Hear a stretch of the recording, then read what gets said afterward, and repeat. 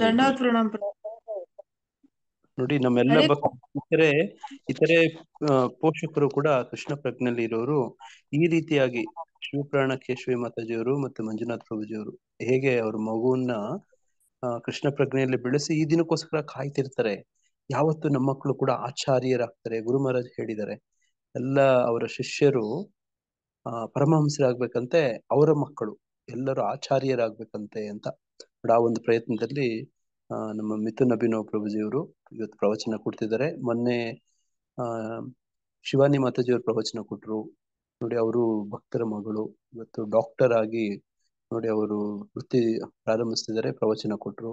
ಶ್ರೀವಿದ್ಯಾ ಮಾತಾಜಿಯವರು ಮಹಾರಾಣಿ ಮಾತಾಜಿಯವ್ರ ಮಗಳು. ನೋಡಿ, ಇವರು ಎಲ್ಲ ಸೆಕೆಂಡ್ ಜನರೇಷನ್. ನೋಡಿ, ಮುಂದಿನ ತಲಾಂತರ, ಇವರು ಮುಂದಿನ ಭವಿಷ್ಯ ಆಚಾರ್ಯರು. ಹರೇ ಕೃಷ್ಣ. ಮಿಥುನ್ ಅಭಿನವ್ ಆಚಾರ್ಯ ಪ್ರಭುಜಿಯವರೇ, ದಯವಿಟ್ಟು ಪ್ರವಚನ ನಡೆಸ್ಕೊಡ್ಬೇಕಂತ ಕೇಳ್ಕೊತೇವೆ. ಹರೇ ಕೃಷ್ಣ.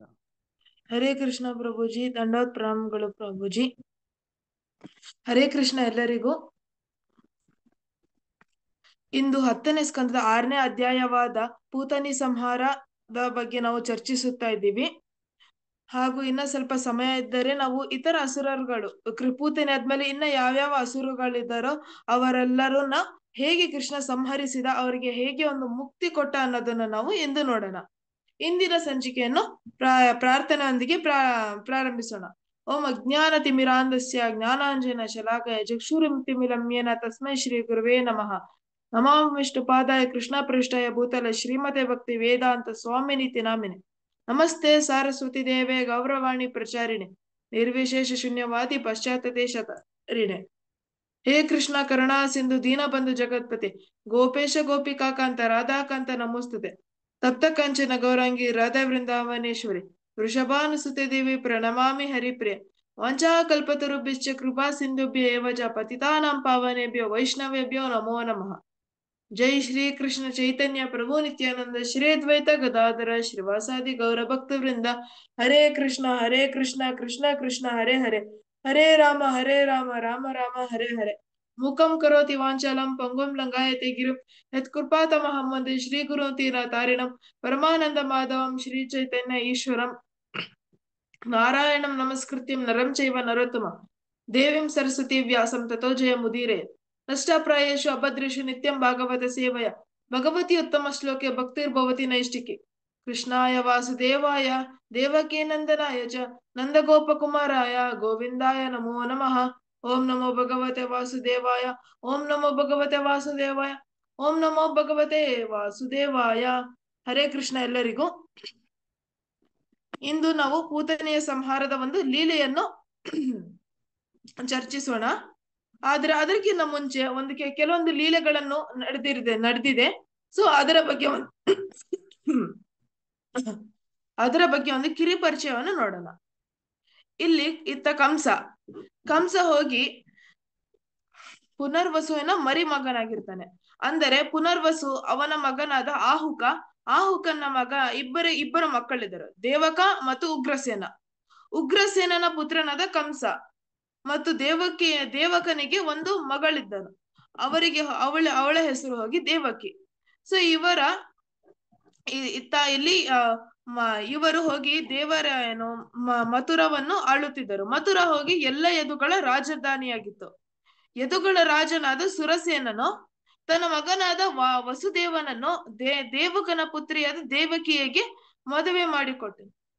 ಆದ ಕಾರಣದಿಂದಾಗಿ ದೇವಕನು ಹೋಗಿ ವಸುದೇವನಿಗೆ 1800 ರಥಗಳು, 15,000 ಕುದುರೆಗಳು, 1,500 ಆನೆಗಳು ಮತ್ತು 200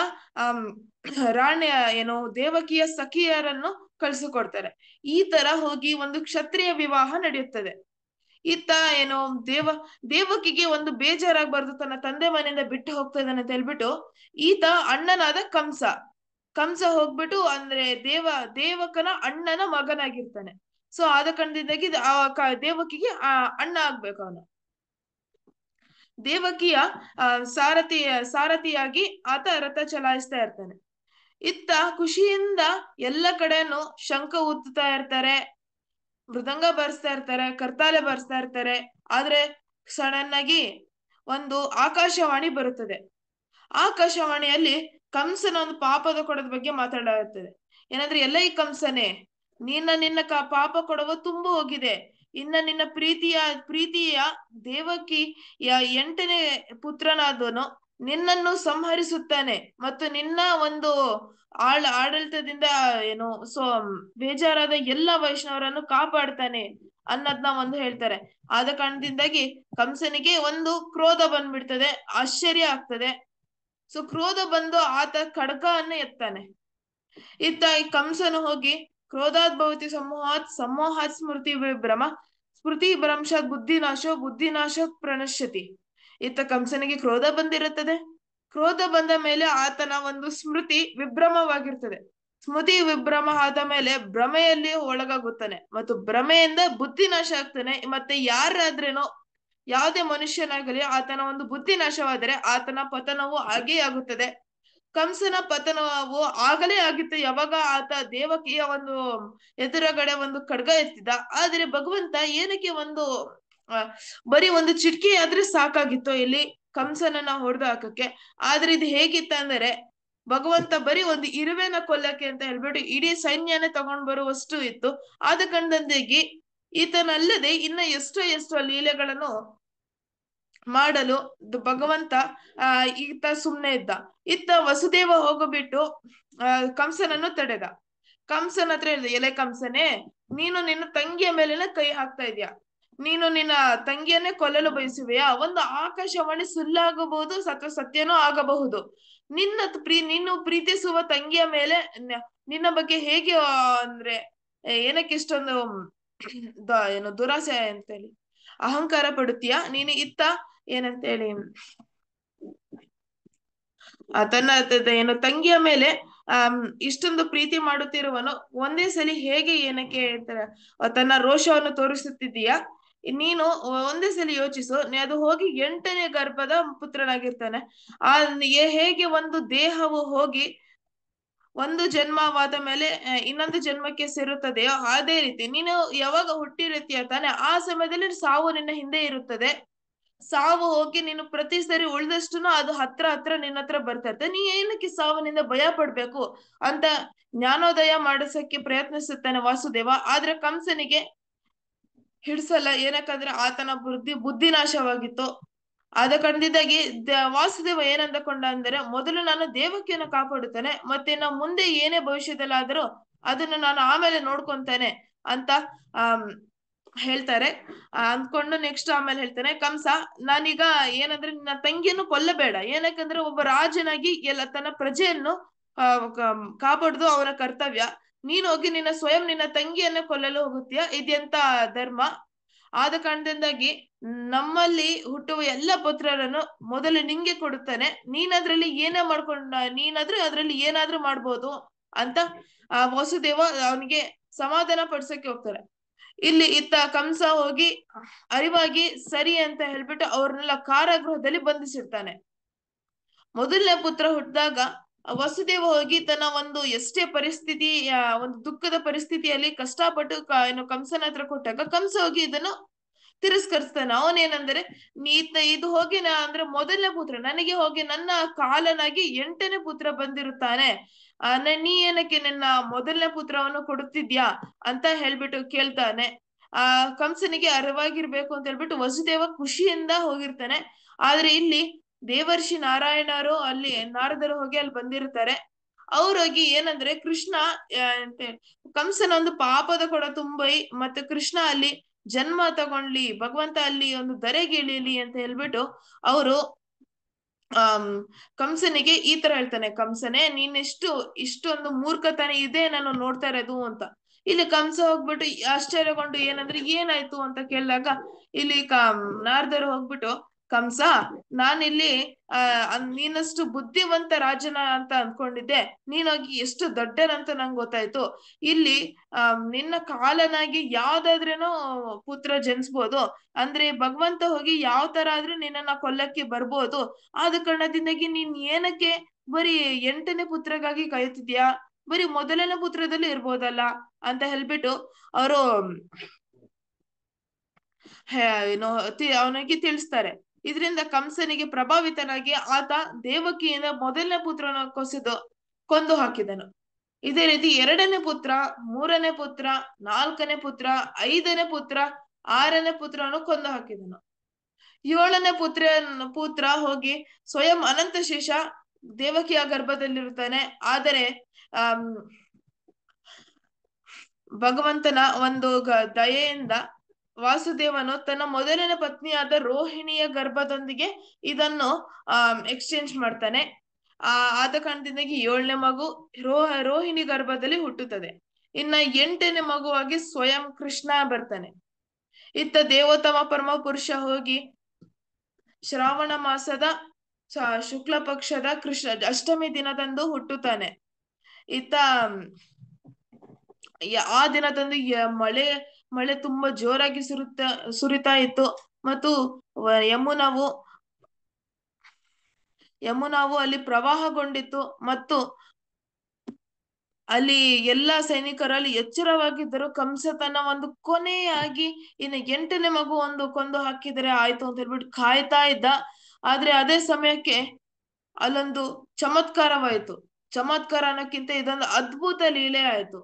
ಕೃಷ್ಣ ಅರ್ಥಾತ್ ದೇವೋತ್ತಮ ಪರಮ ಪುರುಷ ಸ್ವಯಂ ಧರೆಗಿಳಿದ. ಆತ ತನ್ನ ಚತುರ್ಭುಜ ರೂಪವನ್ನು ತೋರಿಸುತ್ತಾ ಅಲ್ಲಿ ದೇವಕಿ ಮತ್ತು ವಸುದೇವರ ಎದುರುಗಡೆ ಬಂದ. ಆತ ಏನಂದರೆ, ಮಾತೆ, ನನ್ನನ್ನು ನಿಮ್ಮ ಒಂದು ಗರ್ಭದಲ್ಲಿ ನನಗೆ ಒಂದು ಸ್ವಲ್ಪ ನನಗೆ ಆಶ್ರಯ ನೀಡಿ ಅಂತ ಹೇಳ್ಬಿಟ್ಟು ಕೇಳ್ಕೊಂತಾರೆ. ಸೊ ಆದ ಕಾರಣದಿಂದಾಗಿ ಇಲ್ಲಿ ದೇವಕಿ ಹೋಗಿ ತನ್ನ ಒಂದು 8ನೇ ಪುತ್ರ ಕಳೆದುಕೊಳ್ತೇನೆ ಅಂತ ಹೇಳ್ಬಿಟ್ಟು ತುಂಬಾ ದುಃಖದ ಪರಿಸ್ಥಿತಿಯಲ್ಲಿ ಇರ್ತದೆ. ಯಾವುದೇ ತಾಯಿಯಾಗ್ಲಿ ತನ್ನ ಒಂದು ಮಗುವನ್ನು ಅಂತೇಳಿ ಹೆತ್ತಲು ಹೋದಾಗ ಆ ಸಮಯದಲ್ಲಿ ಅದ್ರಲ್ಲಿ ಇರುವಂತಹ ನೋವೇ ಬೇರೆ ಆಗಿರ್ತದೆ. ಆದ್ರೆ ಇಲ್ಲಿ ಹೋಗಿ ದೇವಕಿ 8ನೇ ಮಗು, ಇದ್ರಲ್ಲಿ ಹೋಗಿ ಅವಳಿಗೆ ಎಷ್ಟು ನೋವಾಗಿರ್ಬೋದು. ಇನ್ನ ಏನಂದ್ರೆ ಈ ಮಗು ಅಷ್ಟೇ ನನ್ನ ಅಣ್ಣನಾದ ಕಂಸನ ಕೈಲಿ ಹತನಾಗುವನೆಂದು. ಆದ್ರೆ ಇಲ್ಲಿ ಭಗವಂತ ಸ್ವಯಂ ಯಾವಾಗ ಭಗವಂತ ಬರುವನು ಎಂದು ಗೊತ್ತಾಯ್ತೋ ಆ ಸಮಯದಲ್ಲಿ ಎಲ್ಲರಿಗೂ ಒಂದು ಆಶಾಭಾವ ಆಗ್ತದೆ. ಏನಂದ್ರೆ ಈ ಮಗು ಏನು ಕಂಸನ ಕೈಯಿಂದ ಹತನಾಗಲ್ಲ ಅಂತ. ಈತ ದೇವೋತ್ತಮ ಪರಮ ಪುರುಷ ಹೋಗಿ ತನ್ನ 4 ಕೈಗಳ ರೂಪದಿಂದ 2 ಕೈಗಳ ರೂಪಕ್ಕೆ ಬಂದನು. ಆತ ಹೋಗಿ ದೇವಕಿ ಗರ್ಭವನ್ನು ಪ್ರವೇಶಿಸಿ ಆ ಮಗುವಾಗಿ ದೇವಕಿ ಮತ್ತು ವಸುದೇವನ ಮಗುವಾಗಿ ಜನ್ಮ ತಾರಿದರು. ಆದರೆ ಇಲ್ಲಿ ಕಂಸನು ಕೊಲ್ಲಲು ಒಪ್ಪದೆ ಅದು ಮಗುವಿನ ಅಳುವ ಶಬ್ದವನ್ನು ಕೇಳಿ ಸೈನಿಕರು ಆತನಿಗೆ ಇನ್ಫಾರ್ಮ್ ಮಾಡಲೆಂದು ಹೋದಾಗ ಆ ಸಮಯದಲ್ಲಿ ಯೋಗಮಾಯ ಕಾರಣದಿಂದಾಗಿ ಎಲ್ಲರೂ ನಿದ್ರೆಗಿದಾಡುತ್ತಾರೆ. ಕೃಷ್ಣನ ಇನ್ನೊಂದು ಶಕ್ತಿ ಯಾವುದೆಂದರೆ ಯೋಗಮಾಯೆ.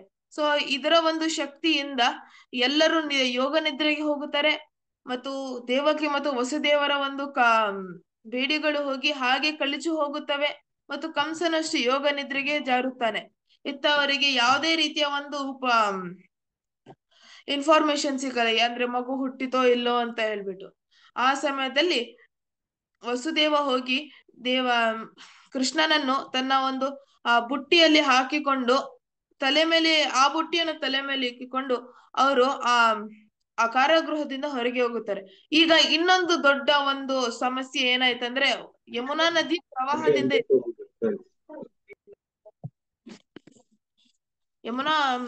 ನದಿಯು ಪ್ರವಾಹದಿಂದ ತೊಡಗಿತು. ಆ ಸಮಯದಲ್ಲಿ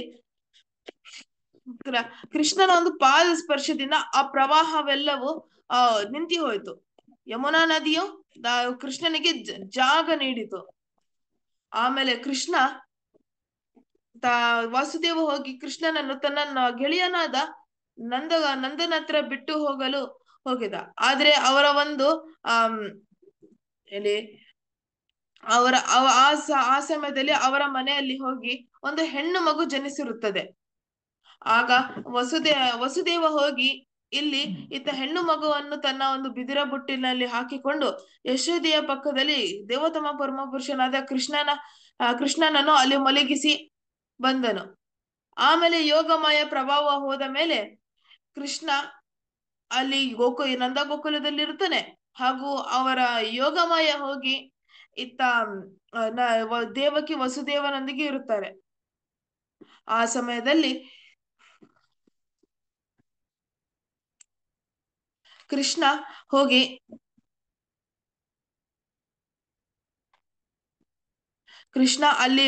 ಅಲ್ಲಿ ಇರ್ತಾರೆ. ಮತ್ತೆ ಇಲ್ಲಿ ಕಂಸ ಮತ್ತೆ ಯೋಗಮಾಯೆ ಪ್ರಭಾವ ಆದ ಮೇಲೆ ಇಲ್ಲಿ ಎಲ್ಲ ಸೈನಿಕರಿಗೆ ಎಚ್ಚರ ಆಗುತ್ತದೆ ಮತ್ತು ಮಗುವಿನ ಅಳುವ ಶಬ್ದದಿಂದ ಹೋಗಿ ಅವರು ಕಂಸನಿಗೆ ಎಚ್ಚರಿಸ್ತಾರೆ. ಕಂಸ ಹೋಗಿ ಇಲ್ಲಿ ಆ ಹೆಣ್ಣು ಮಗುವನ್ನು ಕೊಲ್ಲಲು ಹೋದಾಗ ದೇವಕಿಗೆ ತಡೆಯಲಾರದಷ್ಟು ನೋವಾಗ್ತದೆ. ಅವಳು ಕೇಳೋದು ಇಷ್ಟೇ, ನೀನ್ ಏನಕ್ಕೆ ಒಂದು ಹೆಣ್ಣು ಮಗುವನ್ನು ಕೊಲ್ಲುತ್ತೀಯ? ಹೆಣ್ಣು ಮಗು ನಿನಗಂತದ್ದು ಏನು ಮಾಡಿದೆ? ಅದು ಒಂದು ಗಂಡು ಮಗುವಾಗಿದ್ರೆ ನಿನ್ನ ದೊಡ್ಡ ಒಂದು ನಿನ್ನ ಕಾಲವಾಗಬಹುದಿತ್ತು, ಒಂದು ಹೆಣ್ಣು ಮಗು ಹೇಗೆ ಅಂತ ಎಷ್ಟೇ ಕೇಳ್ಕೊಂಡ್ರೇನು ಕಂಸ ಇಲ್ಲಿ ಆ ಮಗುವನ್ನು ಬಿಟ್ಟಿಲ್ಲ. 8ನೇ ಪುತ್ರಿ ಅಂತ ಹೇಳ್ಬಿಟ್ಟು ಅವಳನ್ನು ಅಷ್ಟರಲ್ಲೇ ಅವನ ಕೈಯಿಂದ ಜಾರಿ ಆ ಮಗು ಹೋಗಿ 8 ಕೈಗಳ ದುರ್ಗ ರೂಪದಲ್ಲಿ ತೆಗೆದುಕೊಂಡು ಹೇಳಿದಳು, ಎಲೈ ಮೂರ್ಖನೇ, ನಿನ್ನ ಕಾಲವು ಹೋಗಿ ಮೊದಲೇ ಜನಿಸಿದೆ. ನನ್ನನ್ನು ಕೊಂದು ನಿನಗೆ ಏನು ಪ್ರಯೋಜನವಿಲ್ಲ, ನಿನಗೆ ನನ್ನನ್ನು ಕೊಲ್ಲಲು ಆಗುವುದಿಲ್ಲ ಎಂದು ಒಂದು ಷರತ್ತೆತ್ತಿ ಮಾಯವಾಯಿತು. ಇತ್ತ ಕಂಸ ತುಂಬಾ ಬೇಜಾರಾಯ್ತು. ಆಕಾಶವಾಣಿ ಸುಳ್ಳಾಯ್ತಲ್ಲ, ಇನ್ನ ನಾನು ಎಷ್ಟು ಒಂದು ದೌರ್ಜನ್ಯ ದುಷ್ಕೃತ್ಯ ಮಾಡಿದ್ದಾನೆ ನನ್ನ ತಂಗಿಯ ಮೇಲೆ, ನನ್ನ ಭಾವನ ಮೇಲೆ ಎಷ್ಟು ದುಷ್ಕೃತ್ಯ ಮಾಡಿದ್ದಾನೆ ಅಂತ ಹೇಳ್ಬಿಟ್ಟು ತುಂಬಾ ಬೇಜಾರಾಗಿ ವಸುದೇವನಿಗೆ ಮತ್ತು ದೇವಕಿಗೆ ಕ್ಷಮೆ ಯಾಚಿಸ್ತಾನೆ. ಪಶ್ಚಾತ್ತಾಪ ಪಡ್ತಾನೆ. ಇಲ್ಲಿ ದೇವಕಿ ತನ್ನ ಒಂದು ಮಕ್ಕಳನ್ನು ಕೊಂದಿರುವಂತಹ ಒಬ್ಬ ತನ್ನ ಅಣ್ಣನನ್ನು ಶಿಕ್ಷೆ ಕೊಡುವುದರ ಬದಲು ಕ್ಷಮಿಸಿದನು. ಇದೇ ವೈಷ್ಣವರ ಒಂದು ದೊಡ್ಡ ಗುಣ ಎಂದು ಹೇಳಬಹುದು. ಆಮೇಲೆ ಈ ಒಂದು ಪಾಪವನ್ನು ಮಾಡಿದಕ್ಕೆ ಪ್ರಾಯಶ್ಚಿತ ಪಡೆಯಲೆಂದು ಆಸ್ಥಾನಕ್ಕೆ ತನ್ನ ಒಂದು ಸಲಹೆಗಾರರು ಮತ್ತೆ ಮಂತ್ರಿಯನ್ನು ಕರೀತಾನೆ. ಆದ್ರೆ ಈ ಮಂತ್ರಿಯರು ಅವರೆಲ್ಲ ದುಷ್ಟರಾಗಿದ್ರು ಮತ್ತು ಆಸುರಿ ಸ್ವಭಾವದವರಾಗಿದ್ದರು. ಅವ್ರು ಏನಂದ್ರೆ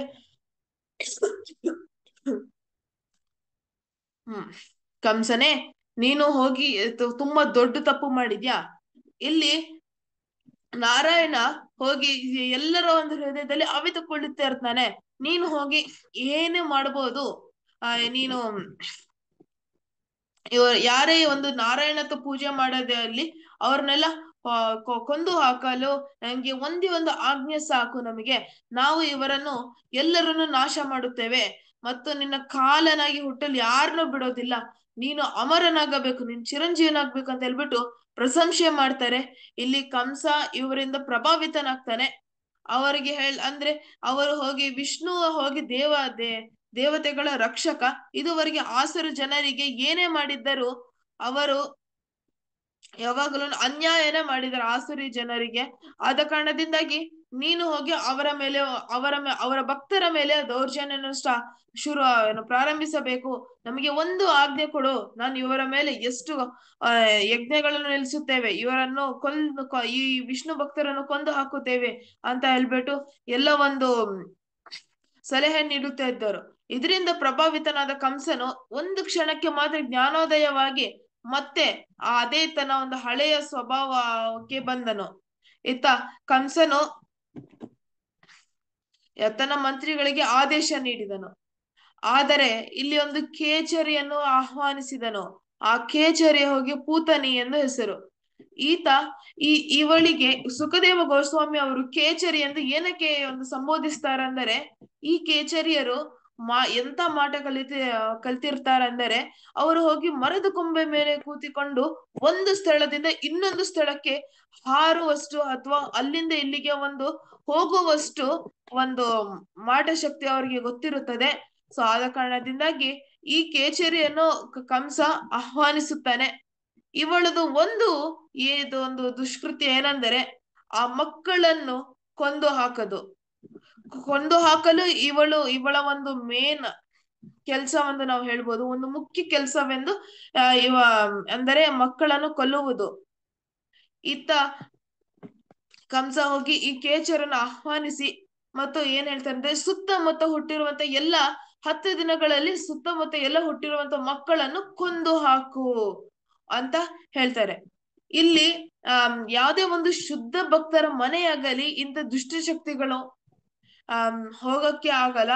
ಆದ್ರೆ ಇವಳು ಹೋಗಿ ತನ್ನ ಒಂದು ರೂಪ ಮರೆಮಾಚಿಕೊಂಡು ಆ ಮಕ್ಕಳಿಗೆ ತನ್ನ ಎದೆಯಲ್ಲಿ ಲೇಪಿಸಿಕೊಂಡ ಕಾರ್ಕೋಟಕ ವಿಷದ ಹಾಲನ್ನು ಕುಡಿಸಿ ಅವರನ್ನು ಸಾಯಿಸುತ್ತಿದ್ದಳು.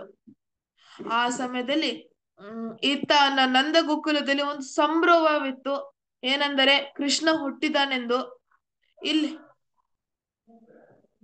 ಇಲ್ಲಿ ಹೋಗಿ ಕೃಷ್ಣನು ಹೋಗಿ ಇಲ್ಲಿ ಕೃಷ್ಣನು ಹುಟ್ಟಿದ್ದನ್ನು ನೋಡಿ ಯಶೋದೆಯು ತುಂಬಾ ಸಂತೋಷದಿಂದ ಇರುತ್ತಾರೆ. ಇಲ್ಲಿ ನಂದನು ಹೋಗಿ ಕಂಸನಿಗೆ ಒಂದು ತನ್ನ ಒಂದು ಟ್ಯಾಕ್ಸ್ ಅನ್ನು ತುಂಬಲು ಹೋಗಬೇಕು ಎಂದು ಇಲ್ಲಿಂದ ಬಿಟ್ಟಿರುತ್ತಾರೆ. ಆದ್ರೆ ಆಗಲೇ ಅಲ್ಲಿ ವಾಸುದೇವ ಅವನಿಗೆ ಕಾಣಿಸುತ್ತಾರೆ. ಅವನ ವಾಸುದೇವ ಹೋಗಿ ಅಲ್ಲಿ ನಂದನಿಗೆ ಏನು ಹೇಳುತ್ತಾನೆಂದರೆ ಒಂದು ಇಂಡೈರೆಕ್ಟ್ ಆಗಿ ಒಂದು ಮೆಸೇಜ್ ಹೇಳ್ತಾರೆ. ಏನಂದರೆ, ನೀನು ಹೋಗಿ ಇಲ್ಲಿ ಮನೆಯಿಂದ ಬಿಟ್ಬರ್ಬಾರ್ದಾಗಿತ್ತು, ಆಗ ತಾನೇನೆ ನಿನ್ನ ಒಂದು ಮಗು ಹುಟ್ಟಿದ್ದಾರೆ, ನೀ ಏನಕ್ಕೆ ಅವರನ್ನು ಬಿಟ್ಟು ಬಂದೆ, ಅಲ್ಲಿ ಏನಾದ್ರೂ ಒಂದು ದುರ್ಘಟನೆ ಆದರೆ ಏನು ಮಾಡುತ್ತೀಯಾ ಅಂತ. ಇಲ್ಲಿ ನಂದ ಕಂಸನಿಗೆ ಅಥವಾ ತುಂಬುವ ಬದಲು ಅಲ್ಲೇ ಜಲ್ದಿನೇ ವಾಪಸ್ಸು ಹೋಗಿ ಮಥುರಾದಿಂದ ವೃಂದಾವನಕ್ಕೆ ಹೋಗುತ್ತಾರೆ. ಅಷ್ಟರಲ್ಲಿಯೇ ಅಲ್ಲಿ ಪೂತನಿ ಬಂದಿರುತ್ತಾರೆ. ಪೂತನಿ ಹೋಗಿ ಇದುವರೆಗೆ ಅಂದ್ರೆ ಯಾವುದೇ ರೀತಿಯ ಒಂದು ವೈಷ್ಣವರ ಮನೆಗೆ ಇಂಥ ದುಷ್ಟಶಕ್ತಿಗಳು ಬರೋದಿಲ್ಲ. ಆದರೆ ಒಂದು ಕೃಷ್ಣನ ಒಂದು ಅದೇ ಒಂದು ಪರ್ಮಿಷನ್ ಇಂದ ಹೋಗಿ ಈತಳು ಬರ್ತಾಳೆ. ಇವಳು ಎಷ್ಟು ಸುಂದರವಾಗಿ ರೂಪ ತಾಳಿದ್ದಾಳೆಂದರೆ ಎಲ್ಲರೂ ಏನ್ ಅನ್ಕೊಂತ ಇದಾರೆ ಅಂದ್ರೆ, ಇವಳು ಹೋಗಿ ಸ್ವರ್ಗಲೋಕದಿಂದ ಬಂದ ದೇವ ಅಪ್ಸರೆ ಆಗಿರ್ಬೇಕು, ಇವಳು ಹೋಗಿ ನಮ್ಮ ಕೃಷ್ಣನನ್ನು ಆಶೀರ್ವಾದ ಮಾಡಲೆಂದೇ ಬಂದಿರಬೇಕು ಎಂದು ಅಂದುಕೊಂಡರು. ಇವಳು ನಂದ ಯಶೋಧರ ಮನೆಗೆ ಹೊಕ್ಕಿ ಕೃಷ್ಣನಿಗೆ ತನ್ನ ಎದೆಯಲ್ಲಿ ಲೇಪಿಸಿದ ಕಾರ್ಕೋಟಕ ವಿಷದ ಹಾಲನ್ನು ಕುಡಿಸಲು ಹೋದರು. ಅಲ್ಲಿ ಅದು ಹೋಗಿ ರೋಹಿಣಿ ಮತ್ತು ಯಶೋದೆಯ ಎದುರುಗಡೆಯೇ ಆತರನ್ನು ಕುಡಿಸಲು ಹೋದರು. ಆದರೆ ಇಲ್ಲಿ ಕೃಷ್ಣ ಮೊದಲೇ ಗೊತ್ತಿತ್ತು, ಇಲ್ಲಿ ಇವಳು ಒಂದು ಯಾವುದೇ ರೀತಿ ಅಪ್ಸರೆ ಅಲ್ಲ, ಹೊರತು ಒಂದು ರಾಕ್ಷಸಿ, ಒಬ್ಳು ಕೇಚರಿ ಎಂದು ಗೊತ್ತಿತ್ತು. ಆದ್ದರಿಂದ ಅವನು ಕಣ್ಣು ಮುಚ್ಚಿಕೊಂಡನು. ಇದು ಏನಕ್ಕೆ ಒಂದು ಕಣ್ಣು ಮುಚ್ಚಿಕೊಂಡರೆಂದರೆ, ಒಂದು ಕಾರಣವೇನೆಂದರೆ, ಅಲ್ಲಿ ಕೃಷ್ಣನೊಂದು ಕೃಪಾ ಕಟಾಕ್ಷದಿಂದ ಪೂತನಿಯ ಒಂದು ಎಲ್ಲ ಶುದ್ಧವಾಗ್ತಾಳೆ. ಆದರೆ ಆದ ಕಾರಣದಿಂದಾಗಿ ಲೀಲೆ ಹೆಂಗೆ ಮುಂದೆ ಬರ್ಸೋದು ಮತ್ತು ಹೇಗೆ ಕೃಷ್ಣನ ಒಂದು ದೇಹದಲ್ಲಿ ಹೋಗಿ ಎಷ್ಟೋ ದೇವತೆಗಳು ನೆಲೆಸಿರ್ತಾರೆ. ಆದ ಕಾರಣದಿಂದಾಗಿ ಯಾವಾಗ ಕಣ್ಣು ತೆಗೆದಾಗ ಪೂತನನ್ನು ನೋಡಿ ದೇವತೆಗಳಿಗೆ ಭಯವಾಗಬಾರದು ಎಂದು ಕಣ್ಣು ಮುಚ್ಚಿಕೊಳ್ತಾರೆ. ಅದೇ ರೀತಿ ಎಷ್ಟೋ ಕಾರಣಗಳಿವೆ, ಆದ್ರೆ ನಾನು ಹೋಗಿ 2 ಹೇಳ್ತಾ ಇದ್ದಾನೆ. ಆದ ಕಾರಣದಿಂದಾಗಿ ಕೃಷ್ಣ ಹೋಗಿ ಕಣ್ಣು ಮುಚ್ಚಿಕೊಳ್ಳುತ್ತಾನೆ. ಆಮೇಲೆ ಕೃಷ್ಣನು ಹಾಲು ಕುಡಿಯಲು ಕೋಪದಿಂದ ಹಾಲು ಕುಡಿಯುತ್ತಾನೆ. ಏನಕ್ಕಂದ್ರೆ ಇಲ್ಲಿ ಹೋಗಿ ಪೂತನಿ ಬಲವಂತದಿಂದ ತನ್ನ ಸ್ತನಗಳನ್ನು ಕೃಷ್ಣನಿಗೆ ಕೃಷ್ಣನ ಬಾಯಲ್ಲಿ ಹಾಕ್ತಾರೆ. ಆಮೇಲೆ ಅಲ್ಲಿ ಕೃಷ್ಣ ಹೋಗಿ ಹಾಲನ್ನು ಕುಡಿತಾರೆ, ವಿಷವನ್ನು ಕುಡಿತಾರೆ. ಈಗ ಪ್ರಾಣವಾಯುವನ್ನು ಕುಡಿಯಲು ಪ್ರಾರಂಭಿಸುತ್ತಾಳೆ. ಪ್ರಾಣವಾಯುವನ್ನು ಕುಡಿಯುತ್ತಾ ಹೋಗುತ್ತಾನೆ. ಎಷ್ಟು ಒಂದು ಪ್ರಾಣ ಸಂಕಟವಾಗುತ್ತದೆ ಅಂದ್ರೆ ಪೂತನಿಗೆ ಅಲ್ಲೇ ತುಂಬಾ ನೋವಾಗ್ತದೆ, ಸಂಕಟ ಆಗ್ತದೆ. ಅವಳು ಕೂಗಾಡಕ್ಕೆ ಪ್ರಾರಂಭಿಸುತ್ತಾಳೆ. ಆಮೇಲೆ ಅವಳು ಹೋಗಿ ನಂದನ ಭವನದಿಂದ ಹೋಗಲು ಹೋದರೆ ಕೃಷ್ಣ ಅಲ್ಲಿ ಬಿಡುತ್ತಿಲ್ಲ. ಆಮೇಲೆ ಅವಳು ಹಾರಿಕೊಂಡು ಒಂದು ಜಾಗ ಕಡೆ ಬಂದಳು. ಆ ಸಮಯದಲ್ಲಿ ಅವಳು ಕೂಗಾಡುತ್ತಾ ಪ್ರಾಣ ಬಿಟ್ಟಳು. ಅವಳ ಒಂದು ನಿಜ ರೂಪ ಕಾಣಿಸಿಕೊಂಡಿತು. ಅವಳ ಒಂದು ಕೈಗಳ ಉಗುರುಗಳು ಹೋಗಿ ಎಷ್ಟು ಒಂದು ಪರ್ವತಗಳ ಮುಳ್ಳಿನಂತೆ ಚೂಪಾಗಿ ಇತ್ತು. ಮತ್ತು ಅವಳ ಹಲ್ಲುಗಳು ಹೋಗಿ ಖಡ್ಗದಷ್ಟೇ ತುಂಬಾ ಚೂಪಾಗಿದ್ದವು.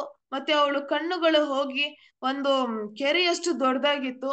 ಮತ್ತು ಅವಳ ಒಂದು ದೇಹವು ಹೋಗಿ ಹೇಗೆ ಒಂದು ಇಂದ್ರಾದೇವನ ಒಂದು ವಜ್ರಾಸ್ತ್ರದಿಂದ ವೃತಾಸುರನನ್ನು ಕೊಂದಾಗ ಅದು ಹೇಗೆ ವೃತಾಸುರ ನೆಲಕ್ಕೆ ಉರುಳುತ್ತಾನೋ ಅದೇ ರೀತಿ ಪೂತನಿಯು ಹಾಗೆ ನೆಲಕ್ಕೆ ಉರುಳುತ್ತಾಳೆ. ಮತ್ತು ಕೃಷ್ಣ ಇತ್ತ ಪ್ರಾಣವಾಯು ಕುಡಿದಿದ್ದಕ್ಕೆ ಅವಳು ಹೋಗಿ ತನ್ನ ಒಂದು ನಿಜ ರೂಪಕ್ಕೆ ಬಂದಿರುತ್ತಾಳೆ. ಅವಳ ಒಂದು ದೇಹದ ಗಾತ್ರವಾಗಿ 12 ಮೈಲುಗಳಷ್ಟು ಇರುತ್ತದೆ. ಅವಳ ಒಂದು ದೇಹ ಕೆಳಗಡೆ ಇರುವಂತಹ ಎಲ್ಲಾ ಮರಗಳು ಅವಳ ಒಂದು ದೇಹದ ಗಾತ್ರದಿಂದ ಚೂರು ಚೂರಾಗ್ತವೆ. ಮತ್ತು ಅವಳ ತಲೆ ಹೋಗಿ ಹರೇ ಕೃಷ್ಣ, ಅವಳ ಒಂದು ತಲೆಯ ಹೋಗಿ ಆ ಬೆಟ್ಟದ ಹತ್ರ ನುಚ್ಚಿ ಪುಡಿ ಪುಡಿ ಆಗಿರುತ್ತದೆ. ಇತ್ತ ಕೃಷ್ಣನನ್ನು ಹುಡುಕಿಕೊಂಡುತ್ತಾ ಎಲ್ಲಾ ಗೊಲ್ಲರು ಗೋಸ್ತ್ರೀಯರು ಬಂದು ಆ ಕೃಷ್ಣನನ್ನು ಹುಡುಕುತ್ತಾ ಬಂದರು. ಯಶೋದೆಗೆ ಅಂತೂ ತುಂಬಾ ಒಂದು ಆತಂಕವಾಗಿತ್ತು, ಎಲ್ಲಿ ನನ್ನ ಪುತ್ರ ಹೋದನು ಎಂದು. ಇಲ್ಲಿ ವಸುದೇವ ಹೇಳಿದಂತೆಯೇ ಇಲ್ಲೊಂದೇನು ದುರ್ಘಟನೆ ಅಂತೂ ಆಗಿತ್ತು, ಆದ್ರೆ ಅದರಿಂದ ಕೃಷ್ಣನಿಗಂತೂ ಏನೂ ಆಗಿಲ್ಲ.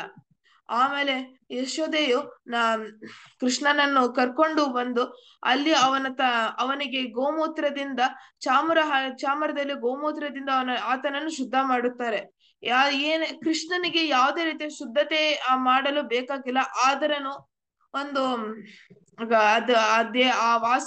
ಆಸುರಿಯನ್ನು ಮುಟ್ಟಿದ್ದಾನೆ ಅಥವಾ ಅವಳಿಂದ ಒಂದು ಕೆಟ್ಟ ದೃಷ್ಟಿ ಬರಬಾರ್ದು ಎಂದು ಹೇಳುತ್ತಾರೆ. ಅಲ್ಲಿ ಅವರಿಗೆ ಒಂದು ಗೋಮೂತ್ರದಿಂದ ಸಿಂಪರಿಸ್ತಾರೆ. ಆದ್ರೆ ಇಲ್ಲಿ ಗೊಲ್ಲರು ಹೋಗಿ ಆ ಪೂತನಿಯ ದೇಹವನ್ನು ತುಂಡು ತುಂಡಾಗಿ ಕತ್ತರಿಸಿ ಅದನ್ನು ಹೋಗಿ ಅಗ್ನಿಯಲ್ಲಿ ಹಾಕಿದಾಗ ಎಲ್ಲ ಸುಗಂಧ ಬರುತ್ತದೆ. ವೃಂದಾವನ ಹೋಗಿ ಸುಗಂಧದಿಂದ ತುಂಬುತ್ತದೆ. ಏನಕ್ಕೆಂದರೆ ಇಲ್ಲಿ ಕೃಷ್ಣನ ಒಂದು ಕೃಷ್ಣನ ಕೃಪೆಯಿಂದ ಎಲ್ಲ ಪೂತನಿಯ ದೇಹವು ಶುದ್ಧವಾಗಿರುತ್ತದೆ. ಆದ ಕಾರಣದಿಂದಾಗಿ ಇತರ ಅಸುರಗಳನ್ನು ಕೊಂದರು ಅವರಿಂದ ಒಂದು ದುರ್ಗಂಧ ಬಂದರೂ ಈ ಅಸುರಿಯಿಂದ ಸುಗಂಧ ಬಂದಿತು. ಇತ್ತ ಕಂಸನು ಪೂತನಿಯ ಸಂಹಾರವನ್ನು ಕೇಳಿಸಿಕೊಂಡು ಈತನೇ ನನ್ನ ಒಂದು ಕಾಲನೆ ಎಂದು ಅಲ್ಲಿಂದ ಎಲ್ಲ ಅಸುರನ್ನು ಕಳಿಸಲು ಪ್ರಾರಂಭಿಸಿದನು. ಮೊದಲನೇದಾಗಿ ಶಕಟಾಸುರ. ಕೃಷ್ಣ ಹೋಗಿ 1 ವಾರಗಳ 3 ತಿಂಗಳ ಒಂದು ಮಗುವಾಗಿದ್ದಾಗ ಆ ಸಮಯದಲ್ಲಿ ಯಶೋದೆಯು ಏನೋ ಒಂದು ಕೆಲಸದಿಂದಾಗಿ ಕೃಷ್ಣನನ್ನು ಒಂದು ರಥಚಕ್ರದ ಕೆಳಗೆ ಇಟ್ಟಿರುತ್ತಾನೆ. ಆದ್ರೆ ಆ ರಥಚಕ್ರ ಹೋಗಿ ಸ್ವಯಂ ಶಕಟಾಸುರನೇ ಆಗಿರ್ತಾನೆ. ಕೃಷ್ಣನನ್ನು ಅಲ್ಲೇ ಹೊಸಕಿ ಹಾಕಲೆಂದು ನೋಡಿದಾಗ ಅಲ್ಲಿ ಕೃಷ್ಣನ ಒಂದು ಮುಟ್ಟಿದಿಂದಲೇ ಆ ಇಡೀ ರಥವು ಪುಡಿ ಪುಡಿ ಆಯ್ತು. ಅಂದರೆ ಅಲ್ಲಿ ಶಕಟಾಸುರ ಅಲ್ಲಿ ಸತ್ತು ಹೋದನು. ಅದೇ ರೀತಿ ಇಲ್ಲಿ ತೃಣವರ್ತನು ಹಾಗೆಯೇ ಸತ್ತು ಹೋದನು. ಕೃಷ್ಣ ಯಾವಾಗ 1 ವರ್ಷವಿದ್ದಾಗ ಯಶೋದೆಗೆ ತುಂಬಾ ಏನೋ ಒಂದು ಕೆಲ್ಸವಿತ್ತು. ಆದ ಕಾರಣದಿಂದಾಗಿ ಕೃಷ್ಣನನ್ನು ನೆಲಕ್ಕಿಟ್ಟಿದಾಗ ಈ ತೃಣವರ್ತ ಹೋಗಿ ಒಂದು ಬಿರುಗಾಳಿಯ ರೂಪದಲ್ಲಿ ಕೃಷ್ಣನನ್ನು ಎತ್ತಿಕೊಂಡು ಹೋಗುತ್ತಾನೆ. ಆ ಸಮಯದಲ್ಲಿ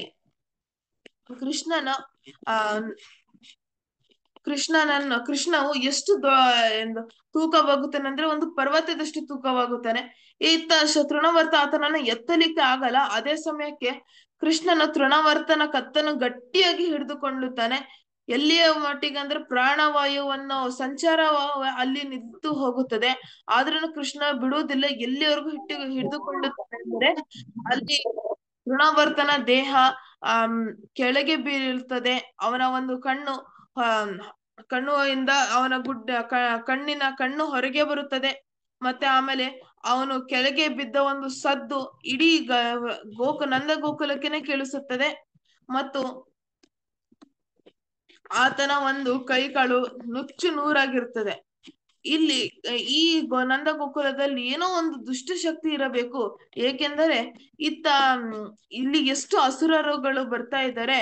ಆದ್ರೇನು ಇಲ್ಲಿ ಕೃಷ್ಣ ಹೋಗಿ ಏನಂತ ಹೇಳಿ ಮೊದ್ಲಿಂದಾನು ಎಲ್ಲರನ್ನು ಸಾಯಿಸ್ಕೊಂಡ್ ಬರ್ತಿದ್ದಾನೆ. ಈತ ಮೊದಲೇ ಒಂದು ಸ್ವಯಂ ನಾರಾಯಣ ಒಂದು ಅವತಾರವೆಂದು ಎಲ್ಲರೂ ಅಂದ್ಕೊಂತಾರೆ. ಆದ್ರೆ ಏನಾಗಿರ್ತದಂದ್ರೆ ಅಲ್ಲಿ ಕೃಷ್ಣ ಹೋಗಿ ಸ್ವಯಂ ನಾರಾಯಣನಾಗಿದ್ದರೂನು ತನ್ನ ಒಂದು ದಿವ್ಯ ಲೀಲೆಗಳಿಂದ ಎಲ್ಲರನ್ನು ಇಡೀ ನಂದ ಗೋಕುಲವನ್ನು ಕಾಪಾಡ್ತಾ ಇರ್ತಾನೆ.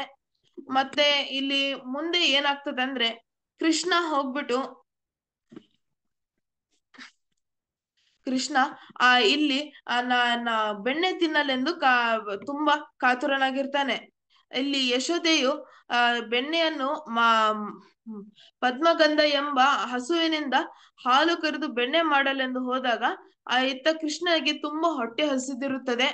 ಆ ಕಾರಣದಿಂದಾಗಿ ಯಶೋದೆಯು ಹೋಗಿ ಅಲ್ಲಿ ಕೃಷ್ಣನಿಗೆ ಹಾಲು ಉಣಿಸಲು ಹೋಗುತ್ತಾರೆ.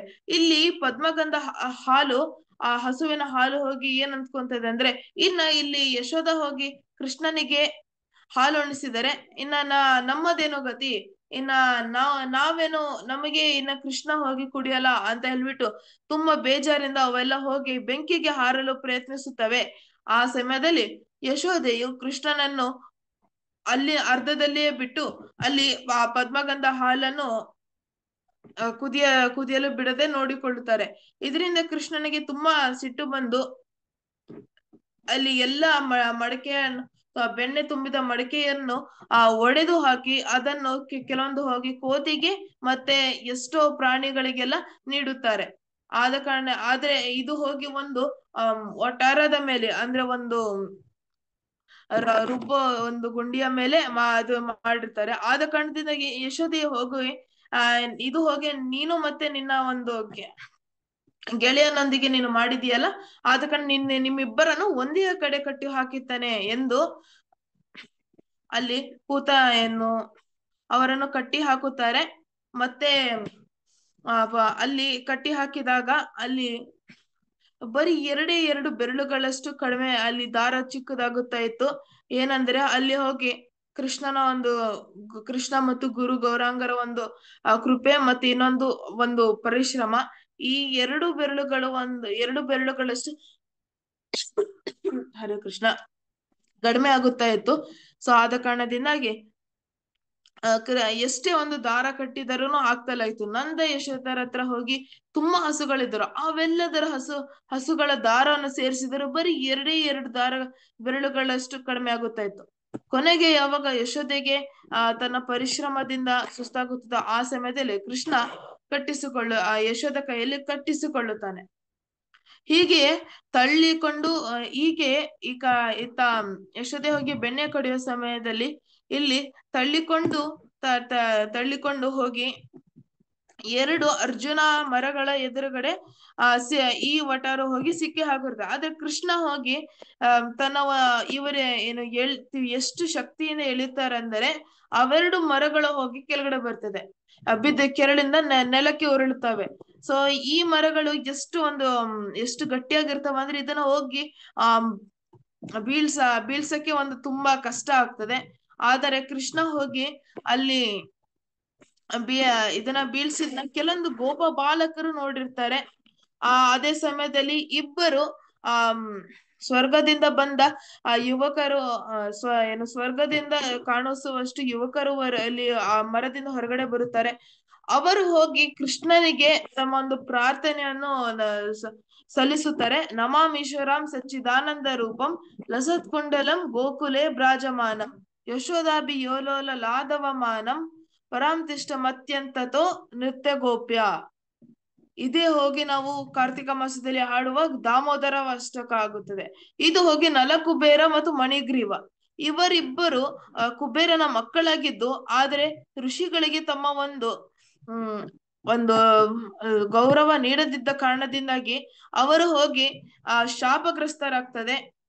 ಮತ್ತೆ ಇಲ್ಲಿ ಯಾವಾಗ ಅವರು ತಮ್ಮ ಒಂದು ಪಾಪವನ್ನು ಪಶ್ಚಾತ್ತಾಪ ಮಾಡಿಕೊಳ್ಳಲು ಹೋಗುತ್ತಾರೋ ಆ ಸಮಯದಲ್ಲಿ ನಾರದ ಮುನಿಗಳು ಅರ್ಥಾತ್ ಯಾವ ಋಷಿ ಹೋಗಿ ನಲಕುಬೇರ ಮತ್ತು ಮಣಿಗ್ರೀವನಿಗೆ ಶಾಪ ನೀಡುತ್ತಾರೋ ಅವರು ಏನು ಹೇಳುತ್ತಾರಂದ್ರೆ, ನೀನು ಹೋಗಿ ಯಾವಾಗ ಭಗವಂತನ ಹೋಗಿ ಧರೆಗೆ ಎಳೆದು ನೀವು ಅಂದ್ರೆ ನಿಮ್ಮನ್ನು ಮುಕ್ತಿಗೊಳಿಸುವವನ ಆ ಸಮಯದಲ್ಲಿ ನಿಮ್ಗೆ ಮುಕ್ತಿ ಸಿಗುವುದು ಎಂದು ಹೇಳುತ್ತಾರೆ.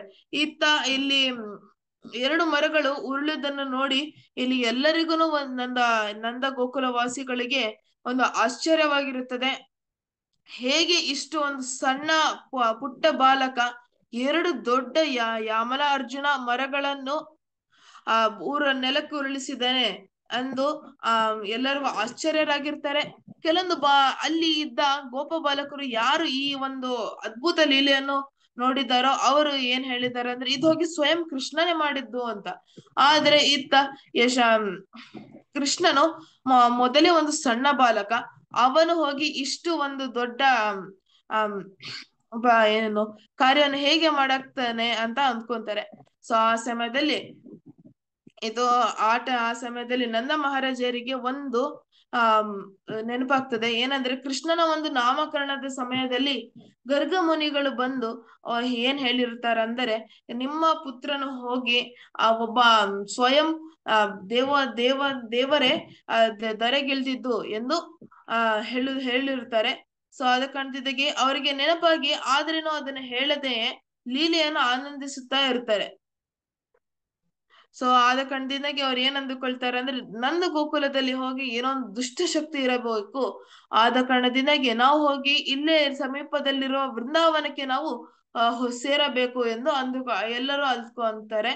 ಸೊ ಆದ ಕಾರಣದಿಂದಾಗಿ ಎಲ್ಲರೂ ಹೋಗಿ ವೃಂದಾವನಕ್ಕೆ ಅಲ್ಲಿ ಸೇರ್ತಾರೆ ಮತ್ತು ಅಲ್ಲಿಂದ ಕೃಷ್ಣನ ಒಂದು ಇನ್ನೊಂದು ದೊಡ್ಡವನಾಗಿ ಇನ್ನು ಎಷ್ಟೆಷ್ಟೋ ಲೀಲೆಗಳನ್ನ ಮಾಡ್ತಾರೆ.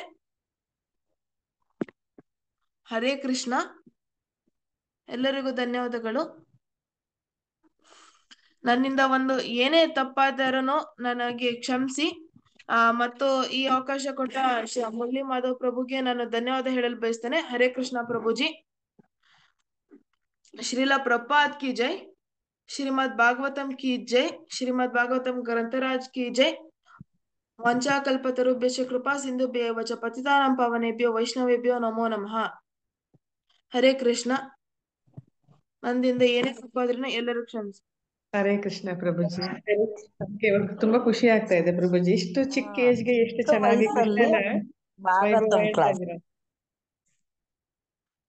ಹರಿ ಬೋಲ್ ಪ್ರಭು. ನಿಮ್ಮ ಅಮ್ಮ ತುಂಬಾ ಪ್ರಿಪೇರ್ ಮಾಡಿದ್ದಾರೆ ನಿಮ್ಗೆ ಅಷ್ಟೊಂದು ಚೆನ್ನಾಗಿ ಹೇಳಸಕ್ಕೆ. ನಿಜವಾಗ್ಲೂ ಮಾತಾಜಿಗೂ ತುಂಬಾ ಥ್ಯಾಂಕ್ಸ್. ಹೌದೌದು ಮಾತಾಜಿ, ಇಷ್ಟು ಸಣ್ಣ ಏಜ್ಗೆ ಬಂದಿರಲ್ಲ ಅಂದ್ರೆ ಒಂದ್ ದೊಡ್ಡ ಖುಷಿ ಮಾತಾಜಿ. ಚೆನ್ನಾಗಿ ಹೇಳಿದ್ರಿ, ಚೆನ್ನಾಗಿ ವರ್ಣನೆ ಮಾಡಿದ್ರಿ, ಚೆನ್ನಾಗಿ ಅರ್ಥನೂ ಆಯ್ತು. ಹೌದು ಹೌದು. ಯಾ ಮಾತಾಜಿ ಮಗ ಮಾತಾಜಿ?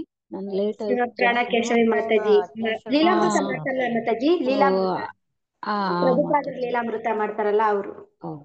ತುಂಬಾ ಚೆನ್ನಾಗಿ ಮಾಡಿದ್ರು ಮಾತಾಜಿ ಕ್ಲಾಸು. 1 ಅವರ್ ಬಹಳ ಚೆನ್ನಾಗಿ. ಧನ್ಯವಾದಗಳು. ಹರೇ ಕೃಷ್ಣ ಪ್ರಭು. ನೀವ್ ಹಂಗೆ ರೆಫರ್ ಮಾಡ್ಕೊಂತ ಚೆನ್ನಾಗ್ ಮಾತಾಡುದ್ರಿ. ಒಂದೇ ಒಂದ್ ನಾನ್ ನಿಮ್ಗೆ ಹೇಳ್ಬೇಕ ಅನ್ಕೊಂಡೆ.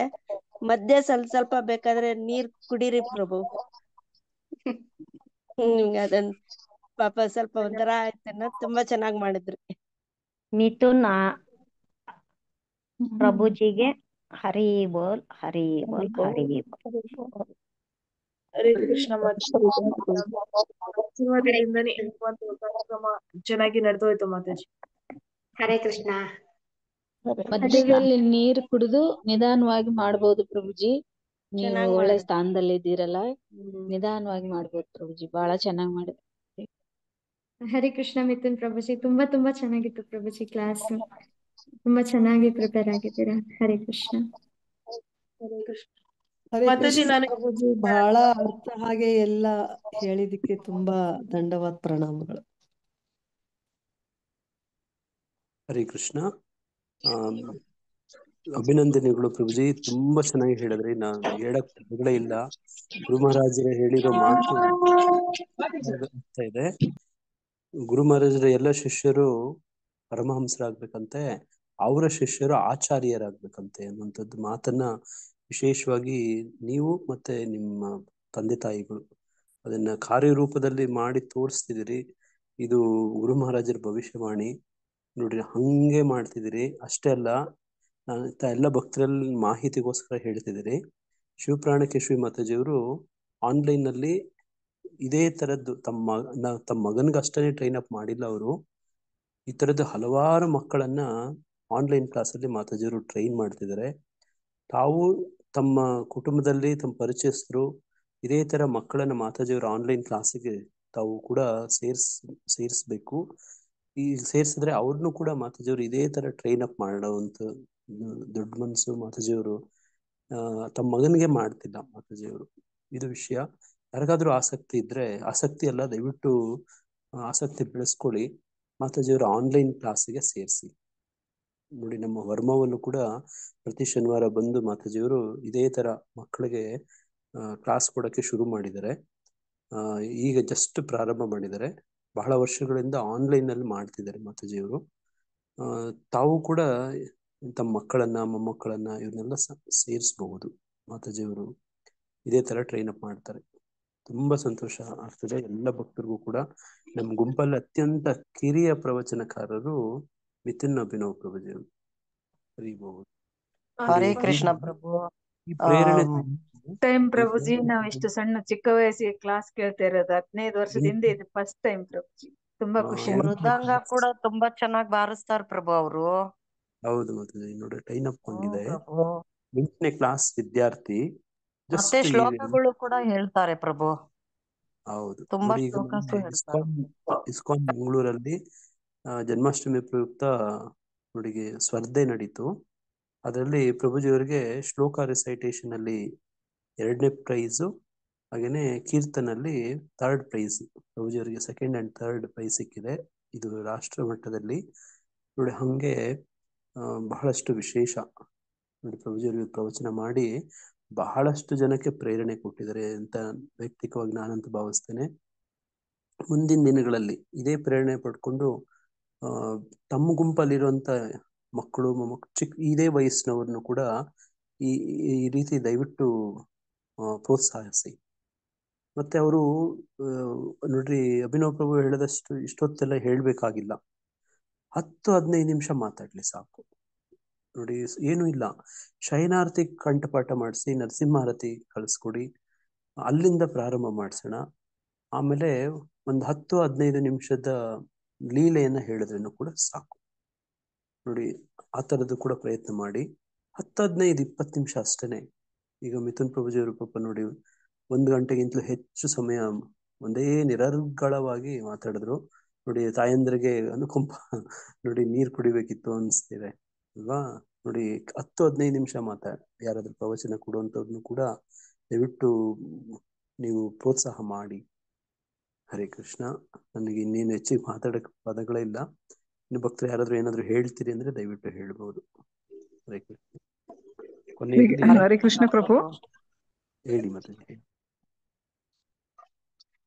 ಹರೇ ಕೃಷ್ಣ. ಹೇಳಿ ಪ್ರಭು. ಹರಿ ಬೋಲ್. ಆಕ್ಚುಲಿ ಪ್ರಭು ಅವ್ರು ಆಕ್ಚುಲಿ ಹೇಳಿದ್ರಲ್ಲ ಪ್ರಭು, ಅವರು ಈಗ ಹೇಳಿದ್ರಕ್ಕಿಂತ ಜಾಸ್ತಿ ಅವ್ರಿಗೆ ಅದೊಂದು ಸ್ಪಿರಿಚುವಲ್ ನಾಲೆಜ್ ಇದೆ. ಪಾಪ ಫಸ್ಟ್ ಟೈಮ್ ಹೇಳಿದ್ದಾರೆ, ನಾನ್ ಸ್ಟಾಪ್ ಹೇಳಿದ್ದಾರೆ. ಯಾವುದೇ ಒಂದು ಏನ್ ಹೇಳ್ತಾರೆ ಕಾನ್ಫಿಡೆನ್ಸ್ ಆಗಿ ಹೇಳಿದ್ದಾರೆ. ಬಟ್ ಅವ್ರಿಗೆ ಇದಕ್ಕಿಂತ ಜಾಸ್ತಿ ನಾಲೆಜ್ ಇದೆ. ಯಾಕಂತಂದ್ರೆ ಯಾವಾಗ್ಲೂ ಮಾತಾಜಿ ಅವರು ನಾವು ಡಿಸ್ಕಸ್ ಮಾಡ್ತಿರುವಾಗ ಅವ್ರು ಹೇಳೋರು, ನನ್ಗೇನಾದ್ರು ಡೌಟ್ ಬಂದ್ರೆ ನಾನು ನನ್ನ ಮಗನ್ನ ಕೇಳ್ತೀನಿ ಅಂತಂದ್ಬಿಟ್ಟು ಅವರು ಪಟ್ಟಂತ ಅದಕ್ಕೆ ಕನೆಕ್ಟೆಡ್ ಸ್ಟೋರಿ ಹೇಳ್ತಾರೆ. ಅಂದ್ರೆ ಅದು ಪ್ರೆಸೆಂಟ್ ಮಾಡೋದು ಅವರ ವಯಸ್ಸಿಗೆ ಅದು ದೊಡ್ಡದೇ, ಆದ್ರೆ ಅವರು ಇನ್ನೂ ಪ್ರಾಕ್ಟೀಸ್ ಮಾಡಿದ್ರೆ ಇನ್ನೂ ಚೆನ್ನಾಗಿ ಅದೊಂದು ಪ್ರೆಸೆಂಟೇಶನ್ ಅನ್ನೋದು ಕೊಡ್ಬೋದು. ಸೊ ಅವ್ರಿಗೆ ಇದರಿಂದ ಒಂದು ಅನುಭವನೂ ಆಯ್ತು, ಮತ್ತೆ ಮುಂದೆ ಅವ್ರಿಗೆ ಒಂದು ಇನ್ಸ್ಪಿರೇಷನ್ ಆಯ್ತು. ಸೊ ತುಂಬಾ ಚೆನ್ನಾಗಿ ಮಾಡಿದ್ದಾರೆ ಪ್ರಭು ಅವರು. ದೊಡ್ಡ ಹರಿಬೋಲ್. ಹರಿ ಕೃಷ್ಣ. ನೋಡಿ, ನಾವು ಲತಾ ರಾಜು ಮಾತಾಜಿಯವರಿಗೆ ತುಂಬಾ ಧನ್ಯವಾದ ಹೇಳ್ತೀವಿ. ರಾಜು ಮಾತಾಜಿಯವರೇ ನಮಗೆ ಶಿವಪ್ರಾಣಕೇಶವ ಮಾತಾಜಿಯವರನ್ನ ಪರಿಚಯ ಮಾಡಿಕೊಟ್ಟಿದ್ದು. ನೋಡಿ, ಮಾತಾಜಿಯವರ ಪರಿಚಯ ಆದ ನಂತರ ನಮ್ಮ ಸರ್ಕಲ್ ಅಲ್ಲಿ, ನಮ್ಮ ಈ ಗ್ರೂಪ್ ಅಲ್ಲಿ ಬಹಳಷ್ಟು ಸೇವೆಗಳು ಮಾಡ್ತಿದ್ದಾರೆ ಮಾತಾಜಿಯವರು. ನೋಡಿ, ಪುಸ್ತಕ ವಿತರಣೆ ಆಗ್ಬೋದು, ನೋಡಿ ಪ್ರವಚನ ರೂಪದ ಲೀಲಾಮೃತ, ರಾಜಭೋಗಕ್ಕೂ ಬರ್ತಾರೆ ಪ್ರಭು. ಕುಕಿಂಗು ಬರ್ತಾರೆ. ವರ್ಮವಲ್ಲಿ ಖುದ್ದು ಬಂದು ನೋಡಿ ಮಕ್ಕಳಿಗೆ ಕ್ಲಾಸ್ ಕೊಡ್ತಿದ್ದಾರೆ. ನೋಡಿ, ಈ ಒಬ್ಬರು ಭಕ್ತರಂದ್ರೆ ಹಿಂಗೆಲ್ಲ ತೊಡ್ಕೋಬಹುದು ಅಂತ ಹೇಳಿ. ನೋಡಿ, ಅವರು ವೃತ್ತಿಯಲ್ಲಿ ಪೊಲೀಸ್ ಇನ್ಸ್ಪೆಕ್ಟರ್. ನೋಡಿ, ಪೊಲೀಸ್ ಇನ್ಸ್ಪೆಕ್ಟರ್ ಆಗಿ ಮಾತಾಜಿಯವರು ಈ ಮಕ್ಕಳನ್ನ ನೋಡಿ ಭಕ್ತಿ ಸೇವೆ ಮಾಡಕ್ಕೆ ಮತ್ತೆ ಮಕ್ಕಳಿಗೋಸ್ಕರ ವೃತ್ತಿಯನ್ನು ಕೂಡ ತ್ಯಾಗ ಮಾಡಿ ಇವತ್ತು ಕೃಷ್ಣ ಪ್ರಜ್ಞೆಯಲ್ಲೇ ತೊಡಗಿದ್ದಾರೆ ಅಂದ್ರೆ ನಮ್ಗೆ ಅರ್ಥ ಮಾಡ್ಕೊಂಡು ಅದನ್ನ ನಾವು ಸದುಪಯೋಗ ಪಡ್ಕೊಳ್ಳೋಣ. ಅವರ ನೋಡಿ ನಮ್ಮ ಜೊತೆ ಇರುವಂತದ್ದು ನೋಡಿ ಮಕ್ಕಳಿಗೆ ಟ್ರೈನ್ ಅಪ್ ಮಾಡಿಸುವಂಥದ್ದು, ಪುಸ್ತಕಗಳ ವಿತರಣೆಗೆ ಅವರಿಂದ ಸಹಾಯ ತಗೊಳ್ಳುವಂಥದ್ದು, ಈ ತರದ ಸದುಪಯೋಗ ಪಡ್ಕೊಳ್ಳುವಂತ ಒಂದು ಪ್ರಯತ್ನ ಮಾಡೋಣ ಅಂತ ಇವತ್ತು ನಾನು ಜ್ಞಾಪಿಸೋಕೆ ಪ್ರಯತ್ನ ಮಾಡ್ತಿದ್ದೀನಿ. ಹರೇ ಕೃಷ್ಣ. ತುಂಬಾ ಧನ್ಯವಾದ ಮಾತಾಜಿ. ಮತ್ತೆ ಯಾರಾದ್ರೂ ಏನಾದ್ರು ಹೇಳೋದಿದ್ರೆ ಹೇಳ್ಬೋದು. ಹರೇ ಕೃಷ್ಣ ಪ್ರಭು. ಹರೇ ಕೃಷ್ಣ. ಸಾರಿ ಪ್ರಭು, ಕ್ಲಾಸ್ ಸ್ಟಾರ್ಟ್ ಆದಾಗ ನಂಗೆ ಗೊತ್ತಾಗಿಲ್ಲ ಇದು ಕ್ಲಾಸ್ ಇದೆ ಅಂತ. ಯಾರೋ ಪ್ರಭು ಒಬ್ರು ಮೆಸೇಜ್ ಹಾಕಿದ್ರು, ಅದು ಲಿಂಕ್ ಶೇರ್ ಮಾಡಿದ್ರು. ಲಾಸ್ಟ್ ಅಲ್ಲಿ ಜಾಯ್ನ್ ಆದೆ. ನೀವೆಲ್ಲ ಹೇಳ್ತಾ ಇರೋದ್ ನೋಡಿ ನನಗೆಲ್ಲ ಕೇಳಿಸ್ಕೊಂಡ್ ನೋಡಿ ತುಂಬಾ ಖುಷಿ ಆಗೋಯ್ತು. ಪ್ರಭು ಫೇಸ್ ಒಂದ್ಸಲಿ ಲಾಸ್ಟ್ ಅಲ್ಲಿ ಒಂದ್ಸಲಿ ನೋಡ್ದೆ ಅಷ್ಟೇ. ತುಂಬಾ ಚೆನ್ನಾಗಿ ಹೇಳಿದ್ರು ಅನ್ಸುತ್ತೆ. ಎಲ್ಲರೂ ಎಷ್ಟು ಚೆನ್ನಾಗಿ ಇದ್ ಮಾಡಿದ್ದಾರೆ. ಅದು ಯಾವ ತರ ಪ್ರಭು, ಆನ್ಲೈನ್ ಕ್ಲಾಸಸ್ ಅಥವಾ ಆಫ್ಲೈನ್ ಕ್ಲಾಸಸ್ ತಗೊಂತಾರ ಮಾತಾಜಿ ಚಿಲ್ಡ್ರನ್ಸ್ಗೆ ಅಂತ ಹೇಳ್ತೀವಿ. ಅದು ಯಾವ ತರ? ತಾವ್ ಎಲ್ಲಿಂದ ಮಾತಾಡ್ತಿದ್ದೀರಿ? ಮಾತಾಜಿ ತಮ್ಮ ಪರಿಚಯ ಹೇಳ್ಕೊಡಿ. ಬ್ಯಾಂಗ್ಳೂರ್ ಪ್ರಭು. ಎಲ್ಲಿ ಮಾತಾಜಿ? ಬೆಂಗಳೂರಲ್ಲಿ ಎಲ್ಲಿ ಮಾತಾಜಿ? ಮಾದನಾಯಕನಹಳ್ಳಿ ಹತ್ರ. Okay okay. ಮಾತಾಜಿ ಶಿವಪ್ರಾಣಕೇಶವಿ ಮಾತಾಜಿ ಮಾತಾಡ್ತೀರಾ? ಹೇಳ್ತೀರಾ ಮಾತಾಜಿ? ಮಾತಾಜಿ ಪ್ರಶ್ನೆ ಕೇಳ್ತಿದ್ದಾರೆ, ಹೇಗ್ ಮಾಡಿ? ಮಾತಾಜಿ. ಹರೇ ಕೃಷ್ಣ ಪ್ರಭು. ಕೃಷ್ಣ ಮಾತಾಜಿ, ದಂಡವತ್ ಪ್ರಣಾಮ್. ದಂಡವತ್ ಮಾತಾಜಿ. ನಾನು ಆನ್ಲೈನ್ ಕ್ಲಾಸ್ ಅಂದ್ರೆ ಮಂಗಳೂರು ಇಸ್ಕಾನ್ ಅವರು ಅದು ಲೆವೆಲ್ 1, ಲೆವೆಲ್ 2, ಲೆವೆಲ್ 3 ಕ್ಲಾಸಸ್ ಮಾಡ್ತಾರಲ್ಲ ಮಾತಾಜಿ, ಅದು ನಾನು ಇವಾಗ ಪ್ರೆಸೆಂಟ್ ಲೆವೆಲ್ 2 ಮತ್ತೆ ಲೆವೆಲ್ 3 ತಗೋತಾ ಇದ್ದೀನಿ. ಅದಕ್ಕೆ ನೀವು ಜಾಯಿನ್ ಮಾಡ್ಸಿದ್ರೆ ನಾನು ಲಿಂಕ್ ಅನ್ನ ಶೇರ್ ಮಾಡ್ತೇನೆ ಮಾತಾಜಿ. ಯಾವ ಟೈಮ್ ಇರುತ್ತೆ Mataji classes? Mataji evening time 7 to 8 ಇರುತ್ತೆ. ಕೆಲವೊಂದು ಟೈಮ್ 7:30 to 8:30 ತಗೊಂತೇನೆ. ಸರಿ ಸರಿ ಮಾತಾಜಿ. ಮತ್ತೆ ಇವಾಗ ಸ್ಟಾರ್ಟ್ ಆಗಿದ್ಯಾ ಕ್ಲಾಸಸ್ ಅವಾಗ್ಲೇ ಮಾತಾಜಿ? ಹಾ ಮಾತಾಜಿ, ಕಂಟಿನ್ಯೂಸ್ ಆಗಿ ಇರುತ್ತೆ ಮಾತಾಜಿ. ನಮ್ಮ ಮಗಂಗ್ ಹಾಕ್ಬೇಕಿತ್ತು, ಅದಕ್ಕೆ ಕ್ಲಾಸ್ ನಾನ್ ಸ್ವಲ್ಪ ಬಿಸಿ ಇರೋದ್ರಿಂದ ಸ್ವಲ್ಪ ಈ ವರ್ಷ ಏನೂ ಆಗ್ತಾ ಇಲ್ಲ. ಡಿಸೆಂಬರ್ ವರ್ಗೂ ಇದು ನಮ್ಮ ಮಗ್ಳಿಗೆ ನವೋದಯ ಕ್ಲಾಸ್ ಹಾಕ್ಬಿಟ್ಟಿದೀನಿ. ಟ್ಯೂಷನ್ ಕರ್ಕೊಂಡು ಹೋಗೋದಿರುತ್ತೆ, ಹಂಗಾಗಿ ಸ್ವಲ್ಪ ಇದ್ ಮಾಡ್ತಾ ಇದೆ. ಇಲ್ಲಾಂದ್ರೆ ನಾವು ಕ್ಲಾಸ್ಗೆಲ್ಲ ಜಾಯಿನ್ ಮಾಡಿಸ್ಬೇಕು ಅನ್ನೋದು ತುಂಬಾ ಇದೆ ಮಾತಾಜಿ. ಕೀರ್ತನ್ಸ್ ಎಲ್ಲ ಮಾಡ್ತಾರೆ, ಕೀರ್ತನ್ ಎಲ್ಲ ಕಲ್ತಿದ್ದಾರೆ. ಬಟ್ ಇನ್ನು ಸ್ವಲ್ಪ ಕಲಿಬೇಕು, ಇನ್ನು ಚೆನ್ನಾಗಿ ಮುಂದೆ ಬರ್ಬೇಕು, ಭಕ್ತಿಲಿ ಆಧ್ಯಾತ್ಮಿಕದಲ್ಲಿ ಬೆಳೆಸ್ಬೇಕು ಮಕ್ಕಳನ್ನ. ಒಳ್ಳೆ ಸಂಸ್ಕಾರವಂತರಾಗಿ ಒಂದು ನಮ್ ಸನಾತನ ಧರ್ಮ ಏನಿದೆ ಅದ್ರಲ್ಲಿ ಹೋಗ್ಬೇಕು ಮಕ್ಕಳು ಅನ್ನೋದು ತುಂಬಾ ಇದೆ. ಬಟ್ ಎಲ್ಲೂ ಕ್ಲಾಸಸ್ ಮಕ್ಕಳದು ಅಷ್ಟು ಇಲ್ಲ ಮಾತಾಜಿ. ಅದಕ್ಕೆ ನಾನು ಇವಾಗ ಪ್ರಭುಗಳು ಹೇಳಿದ್ರಲ್ಲ ವಿಚಾರಿಸ್ಕೊಳ್ಳೋಣ ಅದೇ ಕೃಷ್ಣ, ನಾನು ಗ್ರೂಪ್ ಅಲ್ಲಿ ಮಾತಾಜಿ ಅವರ ನಂಬರ್ ಹಾಕ್ತೀನಿ. ಈ ಸಂಬಂಧಪಟ್ಟಂಗೆ ನಾವು ಎಲ್ಲರೂ ಮಾತಾಜಿ ಜೊತೆ ಚರ್ಚೆ ಮಾಡಿ ಮಾತಾಜಿ ಅವರ ಆನ್ಲೈನ್ ಕ್ಲಾಸ್ಗೆ ಮಕ್ಕಳನ್ನ ಸೇರಿಸಬಹುದು. ಮತ್ತೆ ಬೆಂಗಳೂರಲ್ಲಿ ಇಲ್ಲೇ ಹತ್ರ ಇದ್ರೆ ಹೊರಮಾವಲ್ಲೂ ಕೂಡ ಮಾತಾಜಿ ಅವರು ಕ್ಲಾಸ್ ಮಾಡ್ತಾರೆ. ಬೇಕಿದ್ರೆ ಇಲ್ಲೂ ಬಂದು ಇವರು ನಮ್ಮ ಮಿಥುನ್ ಅಭಿನವ್ ಪ್ರಭುಜಿ ಅವರು ಕೂಡ ಅಲ್ಲಿ ಬರ್ತಾರೆ. ಅಲ್ಲೂ ಕೂಡ ಈ ರೀತಿ ಪ್ರೇರಣೆ ತಗೋಬಹುದು. ಹರೇ ಕೃಷ್ಣ. ನಾನು ನಂಬರ್ ಹಂಚ್ಕೊಳ್ತೇನೆ. ಅದೇ ತರ ಮಾತಾಜಿಯವರು ಪುಸ್ತಕ ವಿತರಣೆಗಳು ಕೂಡ ಮಾಡ್ತಾರೆ. ಭಗವದ್ಗೀತೆ ಮಂದಿರದಲ್ಲಿ 350 ರೂಪಾಯಿ ಇದ್ರೆ ಮಾತಾಜಿಯವರು ಅದನ್ನ ತುಂಬಾ ಕನ್ಸೆಷನ್ ಪ್ರೈಸ್ ಅಲ್ಲಿ ಕೊಡ್ತಿದ್ದಾರೆ. ಭಾಗವತಂ, ಚೈತನ್ಯ ಚರಿತಾಮೃತ, ಭೂಪದ್ ಲೀಲಾಮೃತ ಇದರದನ್ನೆಲ್ಲನೂ ಕೂಡ ನೀವು ಕೇಳಿ ತಗೋಬಹುದು. ಮಾತಾಜಿಯವ್ರ ಜೊತೆ ನೇರವಾಗಿ ಚರ್ಚೆ ಮಾಡ್ಬೋದು. ನಾನು ಗ್ರೂಪ್ ಅಲ್ಲಿ ಶೇರ್ ಮಾಡ್ತೀನಿ, ನೀವು ಕಾಲ್ ಮಾಡಿ ಮಾತಾಡಿ. ಓಕೆ ಪ್ರಭು, ಥ್ಯಾಂಕ್ ಯು ಪ್ರಭು. ಹರೇ ಕೃಷ್ಣ. ಈಗ ಒಂದು 10-15 ನಿಮಿಷದಲ್ಲೇನೆ ಈ ರೆಕಾರ್ಡಿಂಗ್ ಗ್ರೂಪ್ ಅಲ್ಲಿ ಬರುತ್ತೆ. ನೀವು ಯಾರೆಲ್ಲ ಕೇಳಿಲ್ವೋ ಮತ್ತೆ ಕೇಳ್ಬೋದು. ಒಂದು 15 ನಿಮಿಷದಲ್ಲೇನೆ ಗ್ರೂಪ್ ಅಲ್ಲಿ ಲಿಂಕ್ ಬರುತ್ತೆ, ಈಗ ಕೇಳ್ಬೋದು. ಮತ್ತೆ ಯಾರಾದ್ರೂ ಏನಾದ್ರು ಹೇಳೋದಿದ್ಯಾ?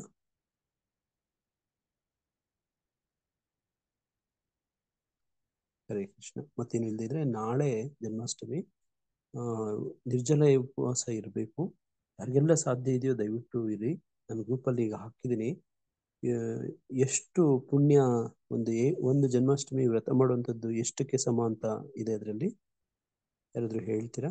ನೋಡಿದ್ರಾ? 76 ಎಷ್ಟು ಕೋಟಿ 20 crores. 20 crores. 20 crores. 20 ಕೋಟಿ ಏಕಾದಶಿಗಳೇ ಸಮ ಅಂತ ಹೇಳ್ತಾರೆ. ಅದಕ್ಕೋಸ್ಕರ ಪ್ರಯತ್ನ ಮಾಡಿ ಮಧ್ಯಾಹ್ನದವರೆಗೂ ನಿರ್ಜಲ ಇರಕ್ ಪ್ರಯತ್ನ ಮಾಡಿ. ಆಮೇಲೆ ಒಂದು ಕೆಲವು ಗಂಟೆಗಳು ವಿಸ್ತರಣೆ ಮಾಡಕ್ ಪ್ರಯತ್ನ ಮಾಡಿ.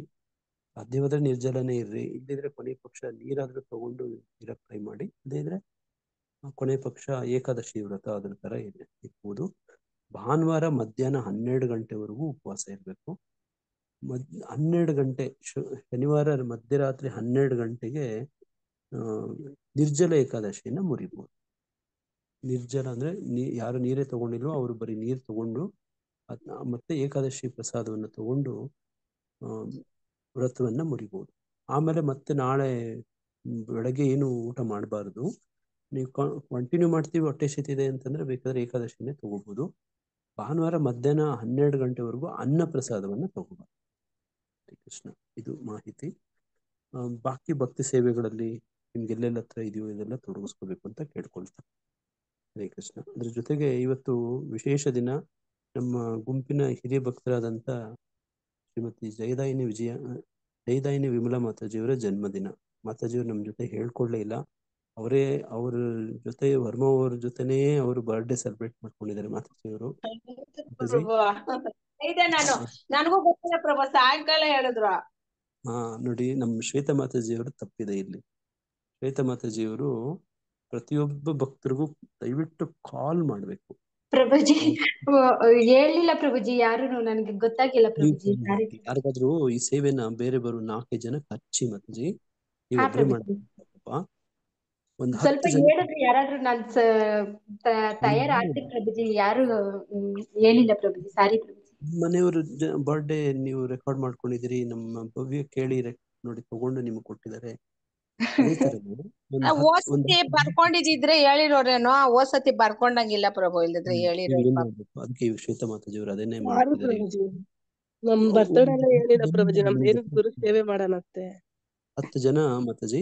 ಒಬ್ಬೊಬ್ರಿಗೂ ಈಗ ರಸವತಿ ಮಾತಾಜಿಯವ್ರ ಫ್ಯಾಮಿಲಿ ಡೀಟೇಲ್, ಮತ್ತೆ ನೋಡ್ರಿ ಒಬ್ಬೊಬ್ರು ಜಯದಾಯಿನಿ ಮಾತಾಜಿಯವ್ರ ಫ್ಯಾಮಿಲಿ ಡೀಟೇಲ್, ನಿಮ್ಮ ಪವನಿಯವ್ರ ಮಾತಾಜಿಯವ್ರ ಕಾಲ್ ಮಾಡಿ ನಿಮ್ಮ ಮೊಮ್ಮಗಳದು ನೋಡಿ, ನೋಡಿ ಒಬ್ಬೊಬ್ರದ್ದು ಮಕ್ಕಳದು ಮೊಮ್ಮಕ್ಕಳದು ಅವ್ರ ಮನೆಯವ್ರದ್ದು ಹೇಳಿ ಅಂದ್ರೆ ಹೇಳ್ತಾರೆ ಅವರು. ಅದೇ ತರ ಇನ್ನೊಬ್ಬರು ಭಕ್ತರು ಮಹಾಬಾಹು ಪ್ರಭುಜಿಯವ್ರ ಫ್ಯಾಮಿಲಿ ಕಾಲ್ ಮಾಡಿ ಮಾತಾಜಿ ಹೇಳಿ ಮಾತಾಜಿ ಪ್ರಭುಜಿ ಅಂತ ಹೇಳಿದ್ರೆ ಅವರು ಹೇಳ್ತಾರೆ. ಬಾವುಮಾಯಿ ಮಾತಾಜಿ ಕಾಲ್ ಮಾಡಿದ್ರೆ ಹಂಗೆ ಒಂದೇ ಸರ್ತಿ ಆಗೋದಿಲ್ಲ ಮಾತಾಜಿ. ಶ್ವೇತಾ ಮಾತಾಜಿ ಈ ತರ ಒಂದು ಪ್ರಯತ್ನ ಮಾಡ್ಬೋದು. ನಿಮ್ಗೆ ಸಹಾಯಕ್ಕೆ ಬೇರೆಯವ್ರನ್ನ ಸೇರಿಸ್ಕೊಳ್ಳಿ.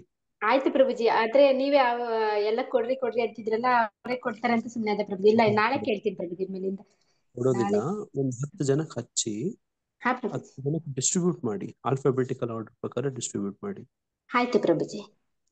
ಫೋನ್ ಮಾಡಿ ಕೇಳಿ ತಗೊಳ್ಳಿ. ನೋಡ್ರಿ, ನಮ್ಗೊಂದು ಅವಕಾಶ ಅವ್ರಿಗೆ ವಿಶ್ ಮಾಡುವಂಥದ್ದು.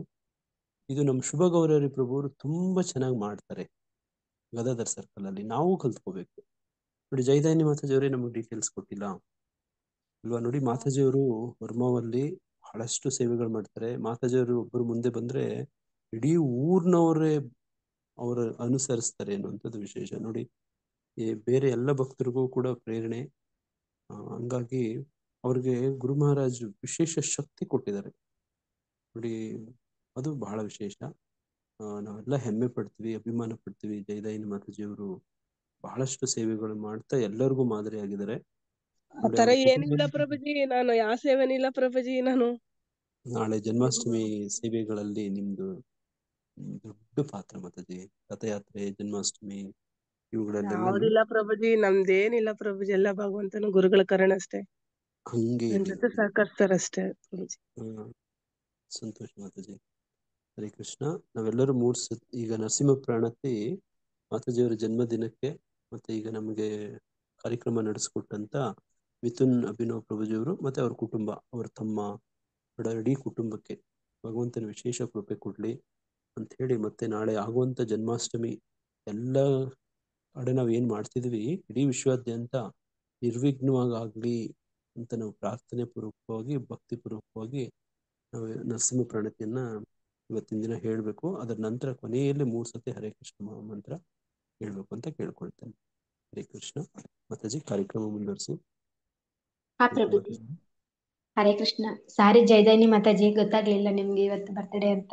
ಇಲ್ಲ ಮಾತಾಜಿ, ನಾನೇ ಯಾರಿಗೂ ಹೇಳ್ಕೊಂಡಿಲ್ಲ. ನಂದು ಸಾರಿ ಮಾತಾಜಿ. ಆತರ ಏನಿಲ್ಲ ಮಾತಾಜಿ. ನಮ್ ಜನ್ಮದಿನ ಎಲ್ಲ ಏನಿಲ್ಲ ಮಾತಾಜಿ, ಭಗವಂತನ ಜನ್ಮದಿನ ಮಾಡ್ಬೇಕಷ್ಟೇ ಮಾತಾಜಿ. ನಮ್ಮನ್ನ ಕಳ್ಸಿದಾರೆ ಸೇವೆ ಮಾಡಕ್ಕೆ, ಸೇವೆ ಮಾಡ್ಬೇಕು, ಹೋಗ್ತಾ ಇರ್ಬೇಕು ಮಾತಾಜಿ ಅಷ್ಟೇ. ಅದೇ ಮಾತಾಜಿ, ನನ್ನ ಹತ್ರ ಹೇಳ್ಕೊಳಲ್ಲ. ಸಾರಿ ಮಾತಾಜಿ ನಿಮ್ಗೆಲ್ಲ ನಾನು ತಿಳಿಸಿದ್ದೆ. ನೀವೇ ನರಸಿಂಹ ಪ್ರಣತಿ ಹಾಡಿ ಮಾತಾಜಿ, ನಿಮ್ ಬರ್ತಡೇ ಇದ್ರಿಂದ ಇವತ್ತು ನೀವೇ ಹಾಡಿ. ಆಯ್ತು ಮಾತಾಜಿ. ಶ್ರೀ ನರಸಿಂಹ ಜಯ ನರಸಿಂಹ, ಜಯ ಜಯ ಶ್ರೀ ನರಸಿಂಹ. ಪ್ರಹ್ಲಾದೇಶ ಜಯ ಪದ್ಮ ಮುಖ ಪದ್ಮ ಭೃಂಗ. ಉಗ್ರಮೀರಂ ಮಹಾವಿಷ್ಣುಂ ಜ್ವಲಂತಂ ಸರ್ವತೋಮುಖಂ ನರಸಿಂಹಂ ಭೀಷಣಂ ಭದ್ರೋ ಮೃತ್ಯೋರ್ನಮಾಮ್ಯಹಂ.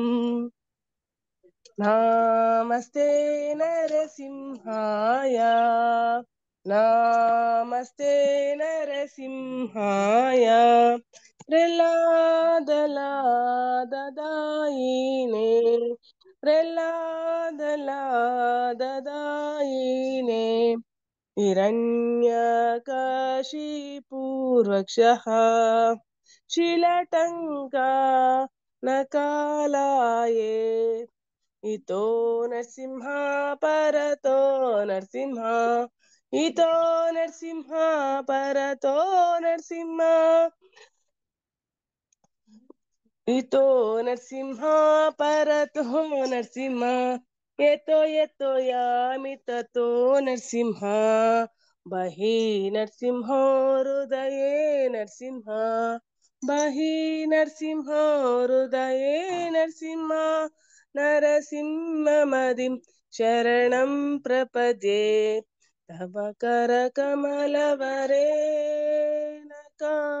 ಅದ್ಭುತ ಶೃಂಗ ದಲಿತ ಹಿರಣ್ಯಕಶಿಪು ತನುಭೃಂಗ ಕೇಶವಧೃತ ನರಹರಿ ರೂಪ ಜಯ ಜಗದೀಶ ಹರೇ ಜೈ ಜಗದೀಶ ಹರೇ ಜೈ ಜಗದೀಶ ಹರೇ ಕೇಶವಧೃತ ನರಹರಿ ರೂಪ ಜೈ ಜಗದೀಶ ಹರೇ ಜೈ ಜಗದೀಶ ಹರೇ ಜಯ ಲಕ್ಷ್ಮೀ ನರಸಿಂಹ ಜಯ ಅನಂತ ದೇವ್ ಲಕ್ಷ್ಮೀ ನರಸಿಂಹ ಜಯ ಅನಂತ ದೇವ್ ಜಯ ನರಹರಿ ಜಯ ನರಹರಿ ನರಹರಿ ಜಯ ನರಹರಿ ಜಯ ಪ್ರಹ್ಲಾದ್ ಮಹಾರಾಜ ಜಯ ಪ್ರಹ್ಲಾದ್ ಮಹಾರಾಜ ಪ್ರಹ್ಲಾದ್ ಮಹಾರಾಜ ಜಯ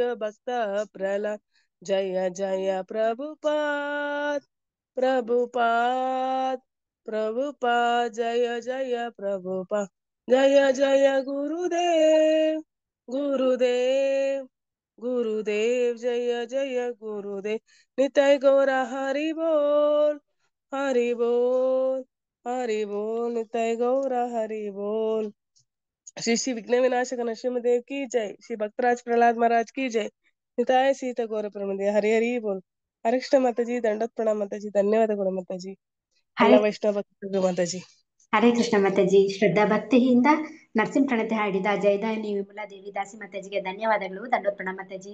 ಹರೇ ಕೃಷ್ಣ ಮಾತಾಜಿ ಅವ್ರಿಗಾಗಿ ನಾ 3 ಸತಿ ಹರೇ ಕೃಷ್ಣ ಮಹಾಮಂತ್ರ ಹೇಳೋಣ. ಎಲ್ಲರೂ ಅನ್ಮ್ಯೂಟ್ ಮಾಡ್ಕೊಂಡು 3 ಸತಿ ಹರೇ ಕೃಷ್ಣ ಮಹಾಮಂತ್ರ ಹೇಳಿ.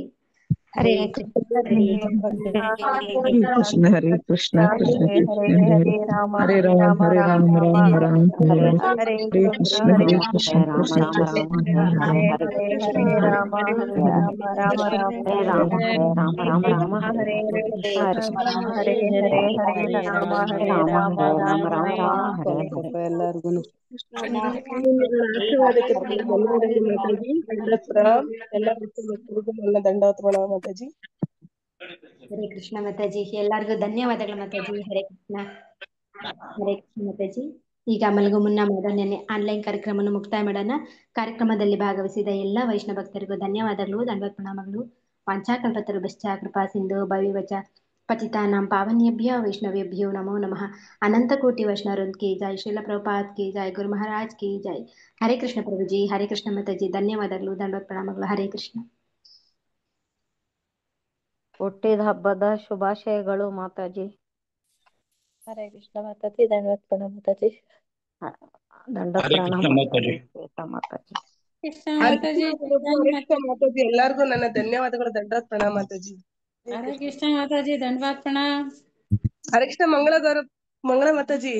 ಹರೇ ಕೃಷ್ಣ ಮಾತಾಜಿ. ಜನ್ಮಾಷ್ಟಮಿ ನಂಬರ್ ಸಿಕ್ಕಿಲ್ಲ ಮಾತಾಜಿ. ಜನ್ಮಾಷ್ಟಮಿಗೆ ಎಲ್ಲಾರು ಬರ್ಬೇಕು ದಯವಿಟ್ಟು ಹುಡುಕ್ರೆ ಬರ್ತೀವಿ ಮಾತಾಜಿ. ಮಾತಾಜಿ ನಮ್ ಸುಭದ್ರ ಮಾತಾಜಿ ಸರಿ ಬರ್ತೀವಿ. ನಾಳೆ ಬೆಳಿಗ್ಗೆ ಬಂದ್ಬಿಡಿ ಪ್ರಭುಜಿ. ಸರಿ ಓಕೆ ಪ್ರಭು. ಎಲ್ಲಾರು ದಯವಿಟ್ಟು ಹತ್ರ ಇರೋರೆಲ್ಲಾರು ದಯವಿಟ್ಟು ಬರ್ಬೇಕು ಮಾತಾಜಿ ಕೇಳ್ಕೊಂತಿದೀನಿ. ನಮ್ಮೂರಲ್ಲಿ ತುಂಬಾ ಚೆನ್ನಾಗಿ ನೆರವೇರಿಸ್ಕೊಡ್ತಿದ್ದಾರೆ ಎಲ್ಲಾರು ನಮ್ಮ ಗ್ರಾಮಸ್ಥರು ಹಿರಿಯರ ಮುಖಂಡ್ರೆಲ್ಲ. ದಯವಿಟ್ಟು ಬಂದು ನಮ್ಗೆ ಸಹಕರಿಸಿ ಆ ಕೃಷ್ಣ ಜನ್ಮಾಷ್ಟಮಿ ತುಂಬಾ ಚೆನ್ನಾಗಿ ನಡ್ಸ್ಕೊಡ್ಬೇಕಂತ ಕೇಳ್ಕೊಂತೀನಿ ಮಾತಾಜಿ. ಎಲ್ಲಾರು ದಯವಿಟ್ಟು ಬರ್ಬೇಕು ಮಾತಾಜಿ, ರಿಕ್ವೆಸ್ಟ್ ಮಾಡ್ಕೊಂತೀನಿ. ಹಾಕಿದ್ದಾರೆ ಮಾತಾಜಿ. ನೋಡಿ ಮಾತಾಜಿ, ಟೆಂಪಲ್ ಇದು ಫೋಟೋ ಇದು ಮಾರಮ್ಮಗೆ ಮಾಡಿರೋದು. ಇವತ್ತು ಗ್ರಾಮ ದೇವತೆ ಅಲಂಕಾರ ಮಾಡಿದ್ದಾರೆ. ಇವತ್ತು ವಿಡಿಯೋ ತೋರಿಸಿದಾರಲ್ಲ ಮಾತಾಜಿ, ನೋಡಿ ಇದು ಗ್ರಾಮ ದೇವತೆಗೆ ಅಲಂಕಾರ ಮಾಡಿದ್ದಾರೆ. ಮತ್ತೆ ಜನ್ಮಾಷ್ಟಮಿಗೆ ಬಂದು ಪಳನಿ ಮಂಟಪ ಮಾಡ್ಸಿದ್ದಾರೆ ಮಾತಾಜಿ, ದೊಡ್ಡದಾಗಿ. ಓ ಹರಿಬೋಲ್. ತುಂಬಾ ಚೆನ್ನಾಗಿ ಮಾಡ್ಸಿದ್ದಾರೆ ಮಾತಾಜಿ.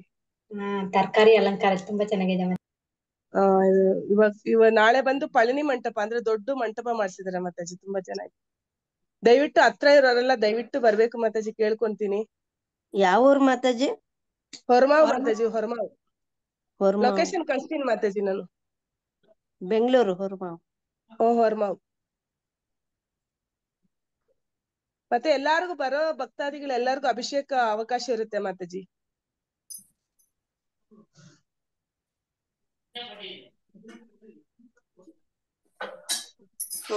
ಇವರೇ ಮಾತಾಜಿ, ಇವರೇ ವೇಣುಗೋಪಾಲ ಸ್ವಾಮಿ, ಇವ್ರಿಗೆ ಮಾತಾಜಿ ಈ ವಿಗ್ರಹಗಳಿಗೆ ಅಭಿಷೇಕ. ಹಾ ಮಾತಾಜಿ, ಹರಿಬೋಲ್. ಈ ವಿಗ್ರಹಗಳಿಗೆ ಅಭಿಷೇಕ ಇರೋದು ಮಾತಾಜಿ. ಇಲ್ಲಿ ಟೆಂಪಲ್ ಇನ್ನೇನು 6 months ಅಲ್ಲಿ ಆಗುತ್ತೆ ಮಾತಾಜಿ, ಕಟ್ತಿದ್ದಾರೆ. ಹಾ ಮಾತಾಜಿ, ಚೆನ್ನಾಗಾಗ್ಲಿ ಮಾತಾಜಿ. ನಿಮ್ಗೆ ಆಶೀರ್ವಾದ ಮಾತಾಜಿ, ಎಲ್ಲ ವೈಷ್ಣವರ ಆಶೀರ್ವಾದ ಬೇಕು ಮಾತಾಜಿ, ಬೇಡ್ಕೋತೀವಿ. ಮಾತಾಜಿ ಅಲ್ಲೇ ಇದ್ದಾರೆ. ಹರೇ ಕೃಷ್ಣ. ಇಲ್ಲೇ ಇದ್ದೀನಿ ಮಾತಾಜಿ, ದೇವಸ್ಥಾನದಲ್ಲಿ. ಅವ್ರ ದೇವಸ್ಥಾನ ಪಕ್ಕನೆ ಮಾತಾಜಿ ಮನೆ ಇರೋದವ್ರದ್ದು. ಸರಿ ಸರಿ. ಹರೇ ಕೃಷ್ಣ ಮಾತಾಜಿ, ಎಲ್ಲರಿಗೂ ಧನ್ಯವಾದಗಳು ಮಾತಾಜಿ. ಹರೇ ಕೃಷ್ಣ. ಹರೇ ಕೃಷ್ಣ. ಹರಿ ಧನ್ಯವಾದ. ಹರೇ